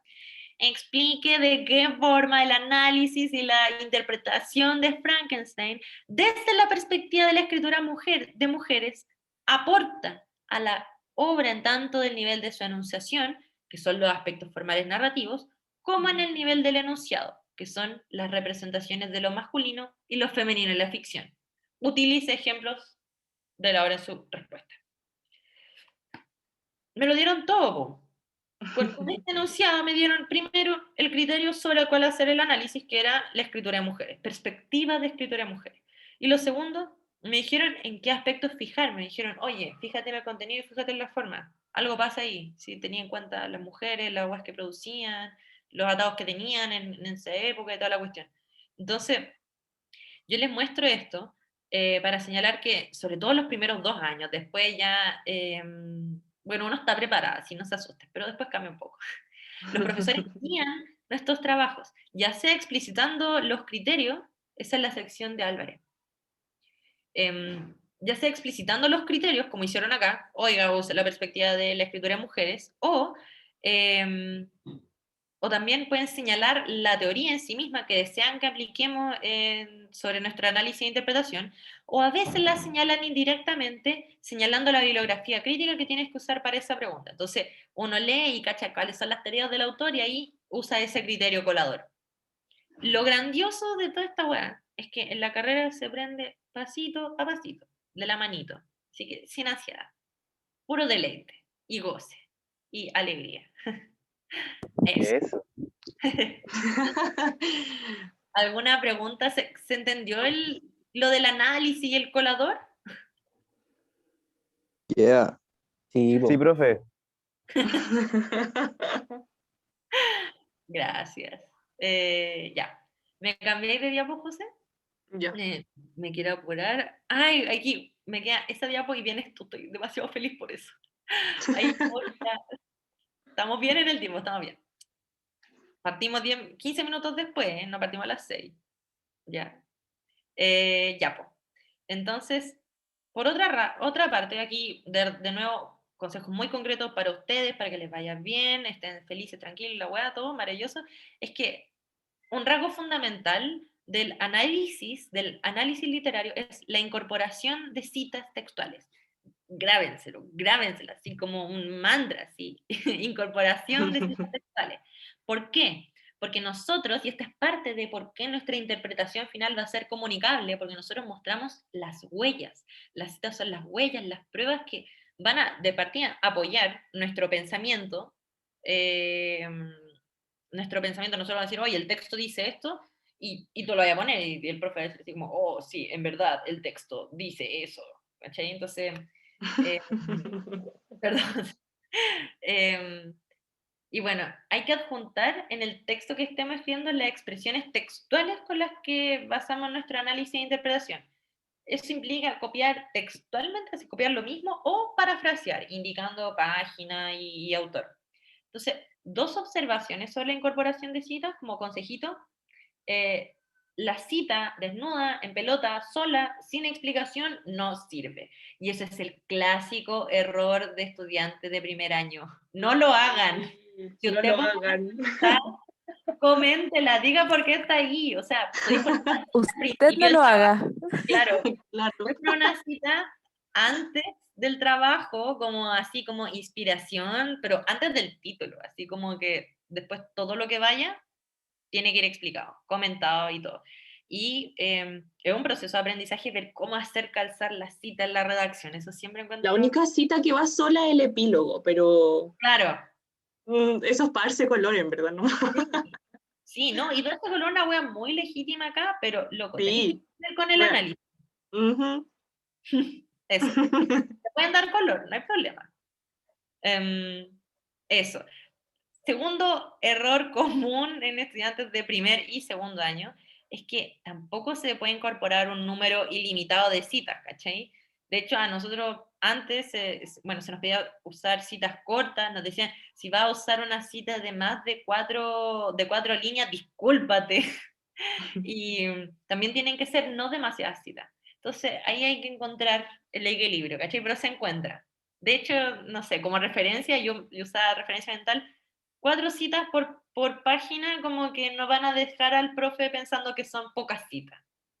Obviamente pueden ser muchas más y es muy flexible, pero yo me hice esa fórmula cuando era mechana para pasar más tranquila, porque no entendía eso como de, ¿cómo voy a saber cuántas y con cuántas voy a quedar satisfecho? Y en Ujú. verdad, mientras las citas expliquen el proceso de tu análisis e interpretación, está ahí bien, pero siempre explicar. Bueno, entonces, finalmente, estoy terminando con el análisis, y aquí estoy parafraseando al profe Álvarez porque en verdad, uy, no hay mejor manera de decirlo. El análisis es un texto, perdón, el análisis de un texto es una fase ineludible de la interpretación literaria, y yo diría la interpretación literaria académica. Es su cimiento. Pero el reordenamiento, el mero reordenamiento de los elementos del texto, que es más o menos lo que hace el análisis, no completa su sentido. El análisis es un paso descriptivo, absolutamente necesario, pero debe completarse con un paso posterior que es la interpretación. Dele, José. Bueno, y pregunta si quieren antes, pero ahora Ya, por mientras piensan sus preguntas, la Entro va a compartir el Power ahora ya. ya, la raja. A ver, voy a ver el chat. Todas las clases deberían tener la libertad de garabato. Nunca he entendido también. ¿Sabéis qué? Es totalmente mi estilo. Yo siempre hago ¿Sí, eso. Garabato? Sí, soy de Maipú, entonces es complejo como llegar y hablar como otra persona. Eh, el año pasado di cátedra de la Virginia Woolf, no ayudantía, sino que me dieron una cátedra a los profes. Oye, fue un culo. Me imagino. Sí. Como callarse cada vez que... Y los estudiantes de la ayudantía diciendo, se le va a salir una chucha. Y así, ¿no? Entonces... Que lo diga, que lo Que diga. lo diga, que lo haga. No, está Claro. súper bien, pero fue horrible. Pero amiga, una chucheta, ¿qué se le va a hacer? Oye, necesito saber si se ve bien. ¿Se ve en pantalla completa esto? La Sí, raja. amorcita. Sí. Ujú. Ya, bacán. Digamos, Ya, chiques, para liberarle un poco la pega, ahora me toca a mí y voy a hacer la tercera operación, que es interpretar. Primero, la definición que hace Álvarez, y que es bacán porque la explica súper bien, dice que definamos la interpretación de un texto literario como una hipótesis acerca de su sentido. Y vamos aquí a tomar sentido con dos acepciones que nos permite la palabra sentido. Primero, sentido como la razón de ser o finalidad de una cosa, y sentido como la orientación de un objeto en el espacio. Entonces, si recordamos que la hipótesis siempre es una afirmación, eso quiere decir que la interpretación es una afirmación donde se postula una finalidad y una orientación. Por lo general, desde una mirada súper primeriza de las interpretaciones, se dice que la interpretación más correcta o válida es la que el autor o la autora hace de su propio texto. Pero las interpretaciones siempre exceden la intención que ha tenido el autor o la autora para escribir su obra. Un ejemplo así súper simple. Si los autores o autoras fuesen el único sujeto que puede dar la interpretación de su texto, solo existiría una interpretación por texto, ¿no es cierto? Y claramente todos sabemos que no es así, porque todos sentimos el libro de una forma diferente. Por lo tanto, todos podemos darle una interpretación nueva a la obra literaria. Una interpretación, entonces, es un efecto de la lectura que nosotros tenemos. La interpretación no es ni eterna ni inmutable, porque tenemos que recordar que es múltiple y heterogénea, porque son muchas y diferentes las interpretaciones que se pueden hacer. Recordemos que el sentido que le damos a los textos literarios se actualiza la misma cantidad de veces que la obra es leída. O sea, a cada leída de la obra se genera una nueva actualización de la obra, una nueva interpretación. Dale, Javi, cámbiame el audio. Ya, les traje un ejemplo que yo viví en carne y hueso la semana pasada, porque en mi seminario de grado, cuando estoy preparando la tesis, y nos dieron a todo el curso a leer este texto que se llama Nancy, que es de Bruno Lloret. De hecho, es un cabro que salió de la facultad, y no sé si alguna lo ha leído, pero es un muy buen libro, se lo recomiendo. Y nos dijo la profe que teníamos que hacer una hipótesis, o sea, una interpretación mediante una hipótesis sobre Nancy en 15 minutos. Y en 15 minutos todas las personas lograron hacer diferentes interpretaciones de la obra. Por ejemplo, una persona dijo que Nancy era como la representación de los cuerpos modernos en resistencia. Otra persona después dijo Nancy es la recepción de la marginalidad en el cuerpo. Después otra persona dijo Nancy como el acto de vivir como un tránsito cíclico doloroso. Después otra persona planteó otra interpretación como Nancy como la representación corporal del abandono profundo producido por la industrialización capitalista amparada en un discurso religioso. Después, otra persona vio la violencia de la ilegibilidad en Nancy, y después otra persona dijo que Nancy la veía como una novela eminentemente política, pues puesta en obra de la crisis contemporánea actual, y obra que subvierte los presupuestos de los recursos escriturales dados por el mercado.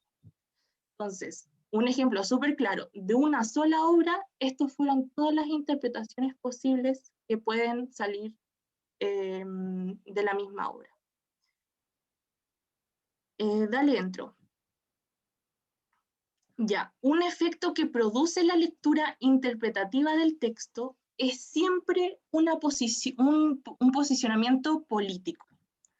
Recuerden, chicas, que la interpretación nunca, pero nunca es un contenido neutro. ¿Por qué? Porque es siempre mostrarse a favor o en contra de algo. Por ejemplo, en el ejemplo de una compañera que se tiró como Nancy, como los cuerpos que resistían un sistema capitalista, eso no es algo neutro. Tú estás diciendo que al final, cómo los cuerpos resisten determinado sistema económico, y eso no es neutro, sino que va a favor o en contra de algo específico. Oye, solo Dale que dentro decir la otra. que muchas Sí. gracias por la foto de la Gabriela Mistral porque la amo. Sí, pues que no podía faltar. Ya. Ahora una pregunta que nos podemos hacer sobre las interpretaciones es si cualquier interpretación es válida.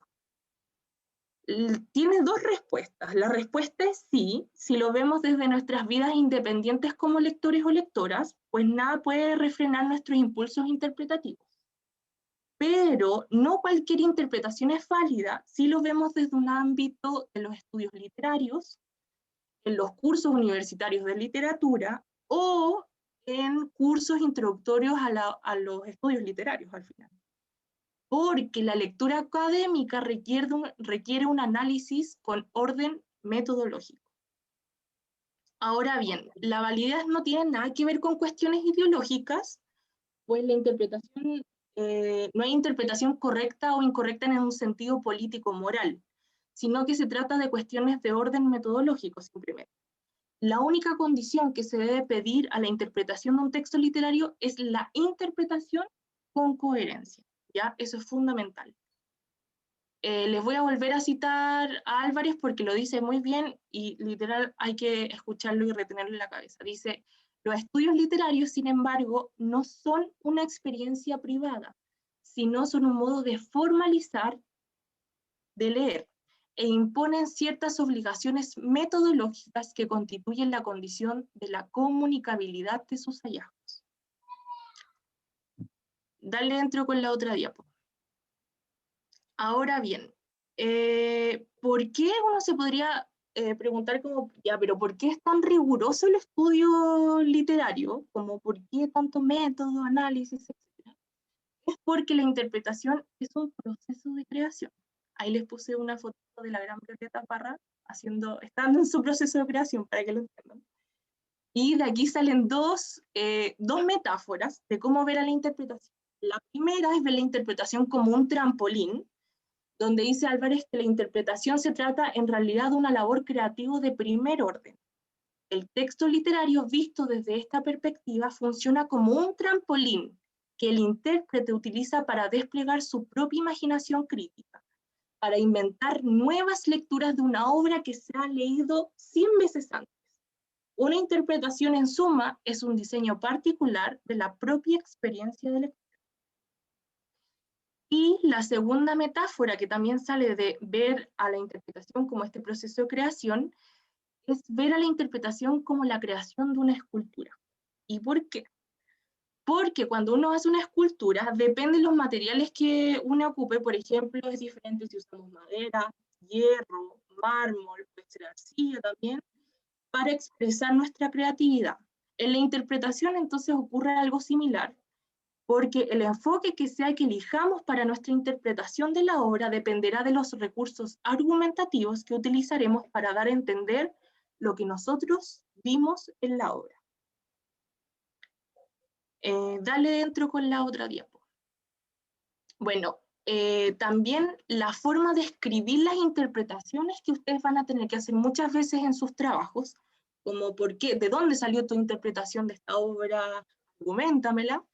Álvarez da dos consejos que yo los encontré geniales. Esto yo diría lo sabían primero, pero nunca lo supe.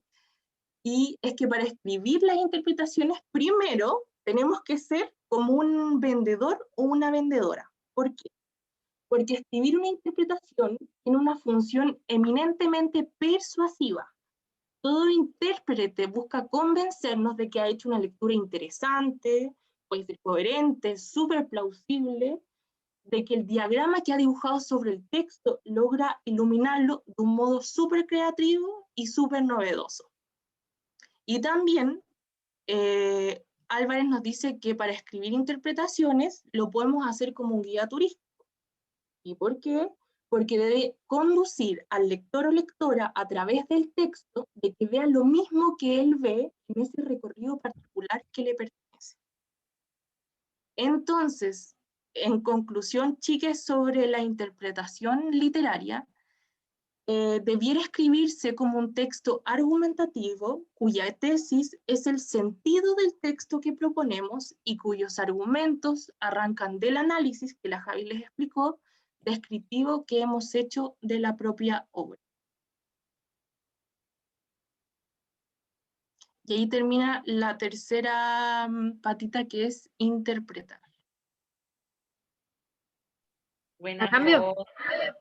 Sí, dale. Hoy sobre eso quería agregar algo que en realidad debía haber agregado en mi parte. Es que encuentro que hay algo muy lindo en la teoría literaria y la teoría de recepción que te hace captar como el nivel de subjetividad de nuestras creaciones, como interpretaciones. Porque algo de lo que yo no ahondé es que cuando uno lee, el texto siempre tiene vacíos. Hay vacíos muy evidentes, pero también tiene vacíos como muy poco evidentes, pero vacíos como, no sé, pues habla de un kiosco y uno se lo imagina de color rojo y no sé, de 20 metros cuadrados y alguien se lo imagina como de una madera vieja de 1 por 1 metro cuadrado, ¿cachai? Claro. Entonces, en realidad nosotros, el texto no es la historia, el texto no es lo que nosotros leemos, el texto es un pretexto. Y nosotros, como lectores, por eso la experiencia de la lectura es necesaria, porque los lectores contribuyen a crear en base a ese pretexto y crear un texto que además es inseparable de esa interpretación que nosotros le dimos al texto. Entonces, leer es una hueá fundamentalmente creativa. Como que el texto es la excusa, pero la pega es nuestra. Y por eso hay que hacerlo bien. Hay que darse color. Ya, pues, y puta, esto tenía que ser sorpresa, más encima dice quinta operación, no la arreglé. Esta es la última operación. ¿Ven? La última operación de los estudios literarios es sentir. Y esto es muy breve, lo voy a hacer cortita para que se van a ir a sus, bueno, están en sus casas, lo siento, pero ir a sus casas mentalmente. Sus almas a su casa. O se le puede ir online. Ya, entonces nosotras agregamos esta cuarta operación a los estudios literarios, que es sentir las obras literarias, porque la verdad, ya los convencimos yo creo, pero la verdad es que no somos una carrera fundada en la objetividad, a pesar de que nuestro método sí es objetivo, por todas las instrucciones que le dimos, que son las formalidades de la escritura y del análisis académico. El axioma, el centro de nuestro trabajo es subjetivo. Y si se fijan, la diferencia de los estudios literarios con otras disciplinas radica en verdad, yo siempre estaba pensando como en medicina, ingeniería, radica en el imperativo que tiene nuestro trabajo de leer y pasar a través de la obra literaria. Eso quiere decir que nada de lo que uno diga tiene valor sin haber pasado por la experiencia de lectura. Sobre todo, no por una hueá así como emocional, de que estáis siendo insincero y todo, sino que con la lectura uno construye el texto realmente. El texto no existe antes de la lectura.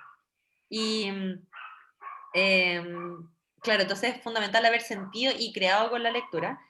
Y yo creo que en esto los estudios literarios se parecen mucho a estas otras carreras que estudian otros tipos de arte y objetos estéticos, como historia del arte, o se parece mucho a esas carreras. En eso se separa de la historia, de la filosofía, de las otras humanidades o ciencias sociales.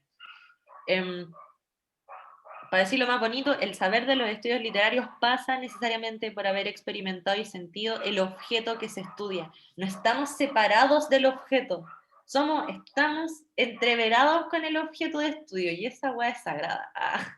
Y bueno, en principio, además de eso, leemos porque nos gusta. Y bueno, se supone que nos fascina y nos abre el corazón, ya sabemos eso, nos abre la cabeza, nos da razones por las que vivir o fuentes de entender la existencia y desde ahí parte todo. Entonces, ya sabemos que esta web es bacán. Y la última pregunta que quería hacerles y después responderles, si ustedes tienen otras preguntas bacán, la pregunta es si tiene alguna utilidad esta dimensión subjetiva de los estudios literarios. Y bueno, esto no está en ningún lado, soy yo pegándome el rollo, así que pueden rechazarlo, también están como extra avisados, o sea, siempre pueden rechazar lo que digo, pero esto es como especialmente rechazable, eso. Mi respuesta a por qué la dimensión subjetiva de los estudios literarios es bacán es que sí, un sí mayúsculo. Y la complemento con una cita de Grino Rojo, gran humanista de la facultad, que dice así: la experiencia estética, el arte, y las humanidades en general poseen poderes críticos y potencialmente desestabilizadores, porque no se hallan, este es precioso, no se hallan al servicio ni de las demandas de la razón pura, ni de las demandas de la razón práctica. Razón pura se refiere a lógica, filosofía, y razón práctica se refiere a weas tecnocráticas. Entonces, las humanidades y las artes tienen ese poder de crear percepciones impredecibles y criticar a la realidad tal y como está solidificada en lo que uno conoce como realidad. Entonces, yo creo que esa misma premisa ha permitido que los estudios literarios tengan menos pretensión de verdad que la mayoría de las otras carreras. Y de hecho, como dijo la José, es súper sabido que hay múltiples interpretaciones de un texto. Entonces, nuestra carrera se vuelve el lugar idóneo para desmantelar la pretensión de verdad o la pretensión de objetividad de esas otras disciplinas.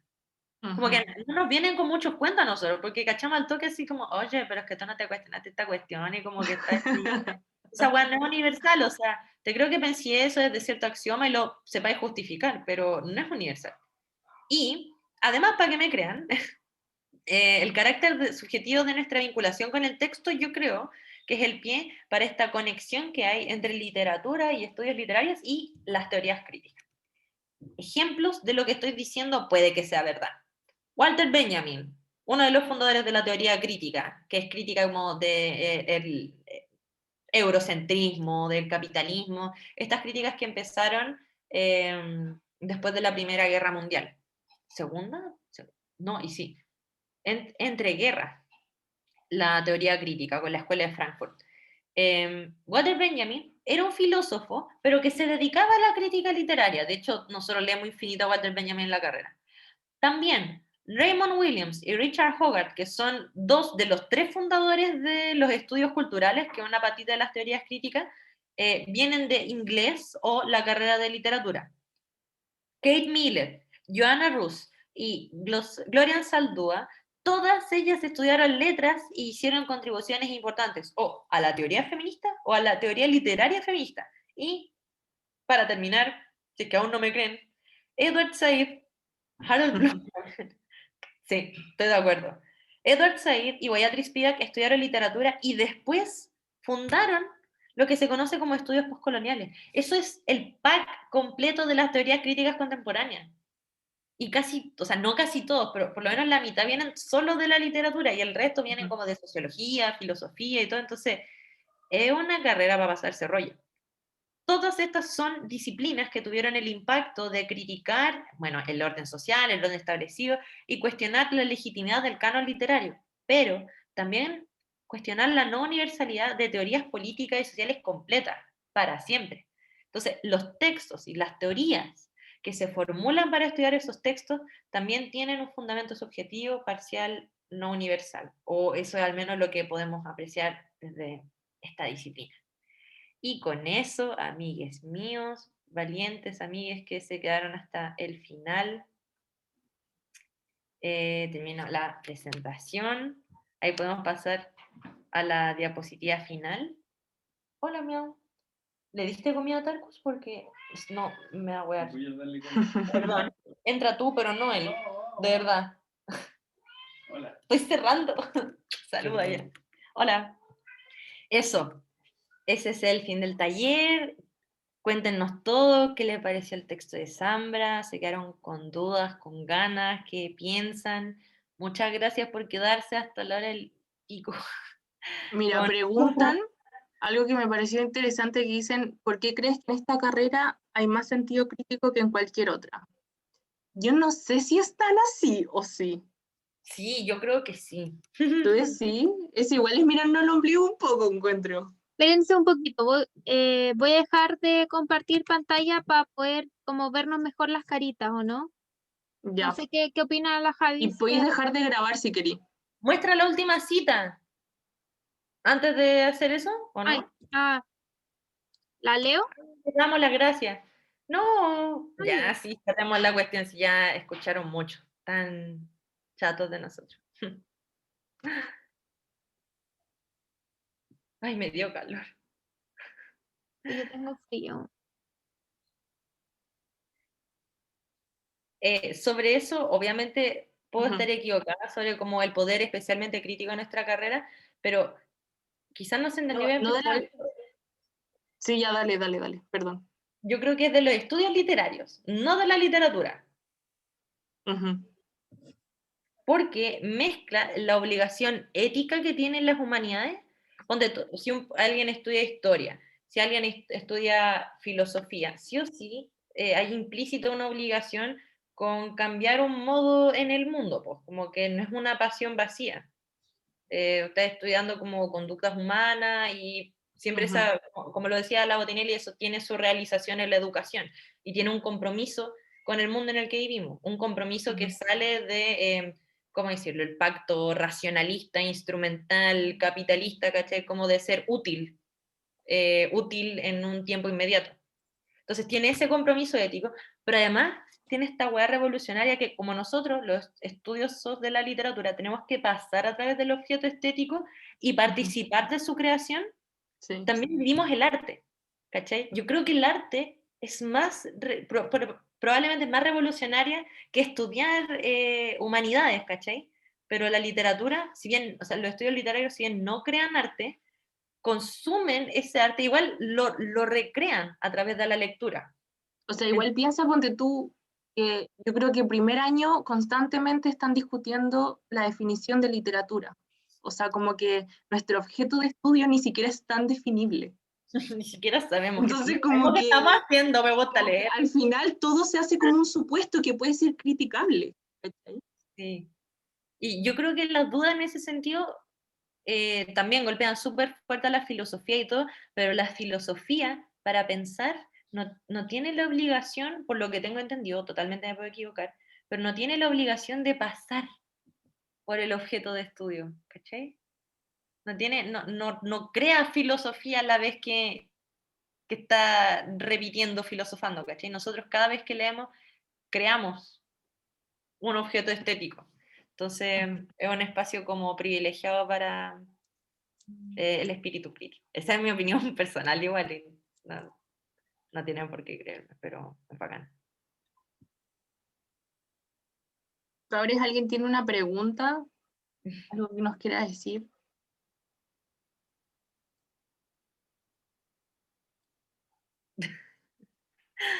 No se Están peleen.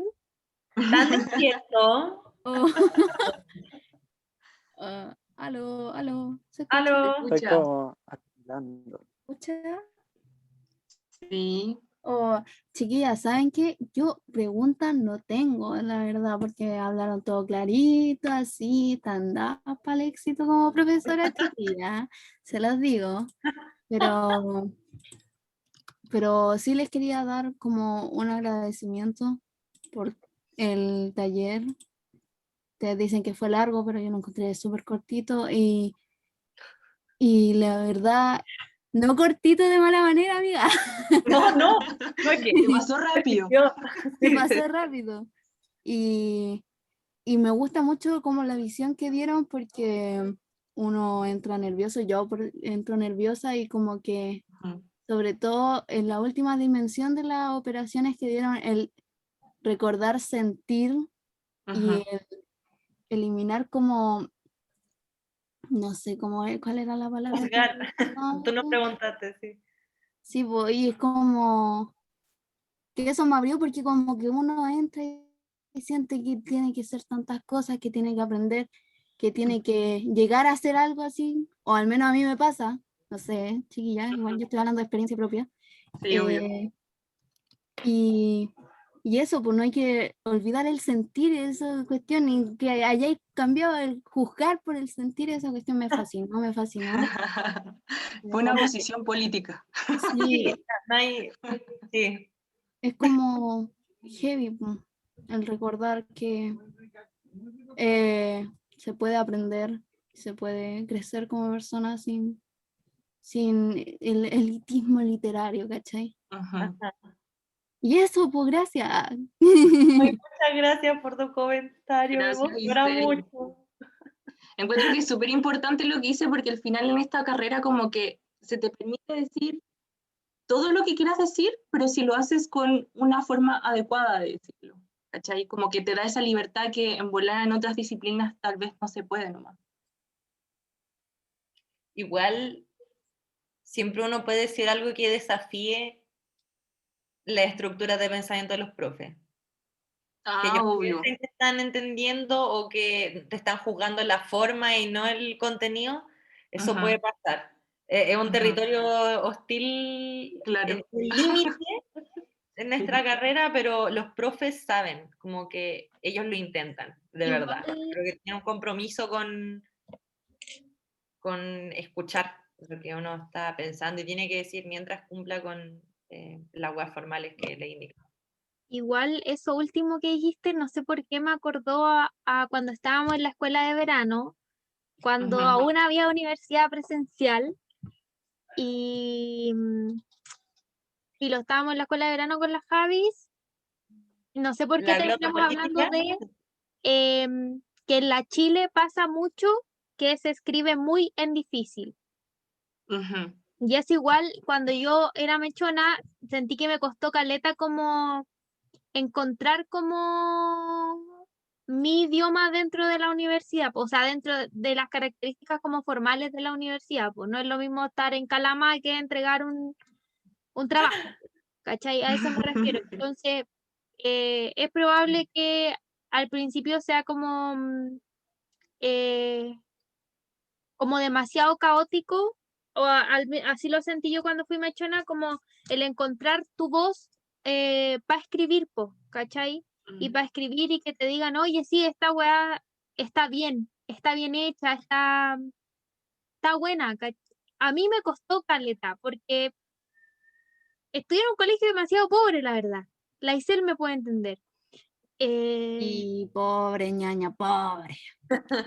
Entonces, no sé, pues como de repente ese proceso de adaptación es súper difícil, pero para eso está Pía acá, en verdad. Como sí, eso les quería decir. queremos ayudarles. Sí, como estamos para ustedes, siempre. Solo recuérdenlo. Me encanta la intro. Adhiero totalmente a sus palabras. No, y lo de la voz es una wea compleja. Yo todavía siento que no encuentro mi voz en los trabajos. Y eso que me considero arriesgada. Siempre tomo riesgo cuando escribo. Ajá. Siempre. Desde el primer año, cuando no era la onda, porque uno no tiene los recursos para hacerlo y salir bien de eso, pero Claro. de repente empezó a funcionar. Sí, igual Pero aún escribir así, para literatura y escribir para lingüística es distinto. Como, ¿para qué voy a decir que Sí, pues también. Ajá. pero eso hoy pues, dijimos, perdón, no, dale nomás. no estaba preguntando si dijimos que los de lingüística se habían pegado en la gacha. De hecho, fue la ENTRO. Los de lingüística es mucho. La ENTRO está arrastrando a una gran idea a sus compañeros. Compañeras, de hecho. Creo. Sí, somos puras mujeres. Sí, ¿En lingüística pronto, o o en sea, el taller? no, en el taller de lingüística. Ay, ya. Que quieren hacer como lo mismo, pero en versión lingüística. Claro, igual no va a ser tan lo mismo. Son cosas distintas, pues. Se apañan, sí, pero son cosas distintas. Entonces, próximamente vamos a publicitar nuestro taller de qué hace un estudiante de lingüística. Bacán. Sí. Oye, entre en bola podríais dejar de grabar porque si no se te va a Ya. desenvolver Sí. la Bueno, esto cuestión. va al canal de YouTube de Pia, que para que lo sigan y sigan nuestras redes sociales, también nuestro Instagram, e.i.a.hispánica. Ya voy a dejar de grabar. No sé cómo, tengo que dejar de compartir para dejar de grabar. Así Ya que deja compartiéndose. espérenme, que creo que ahí está. Ahí están los contactos. Gracias por venir. Se despiden Javieras y José. Poder de síntesis así. Y ahora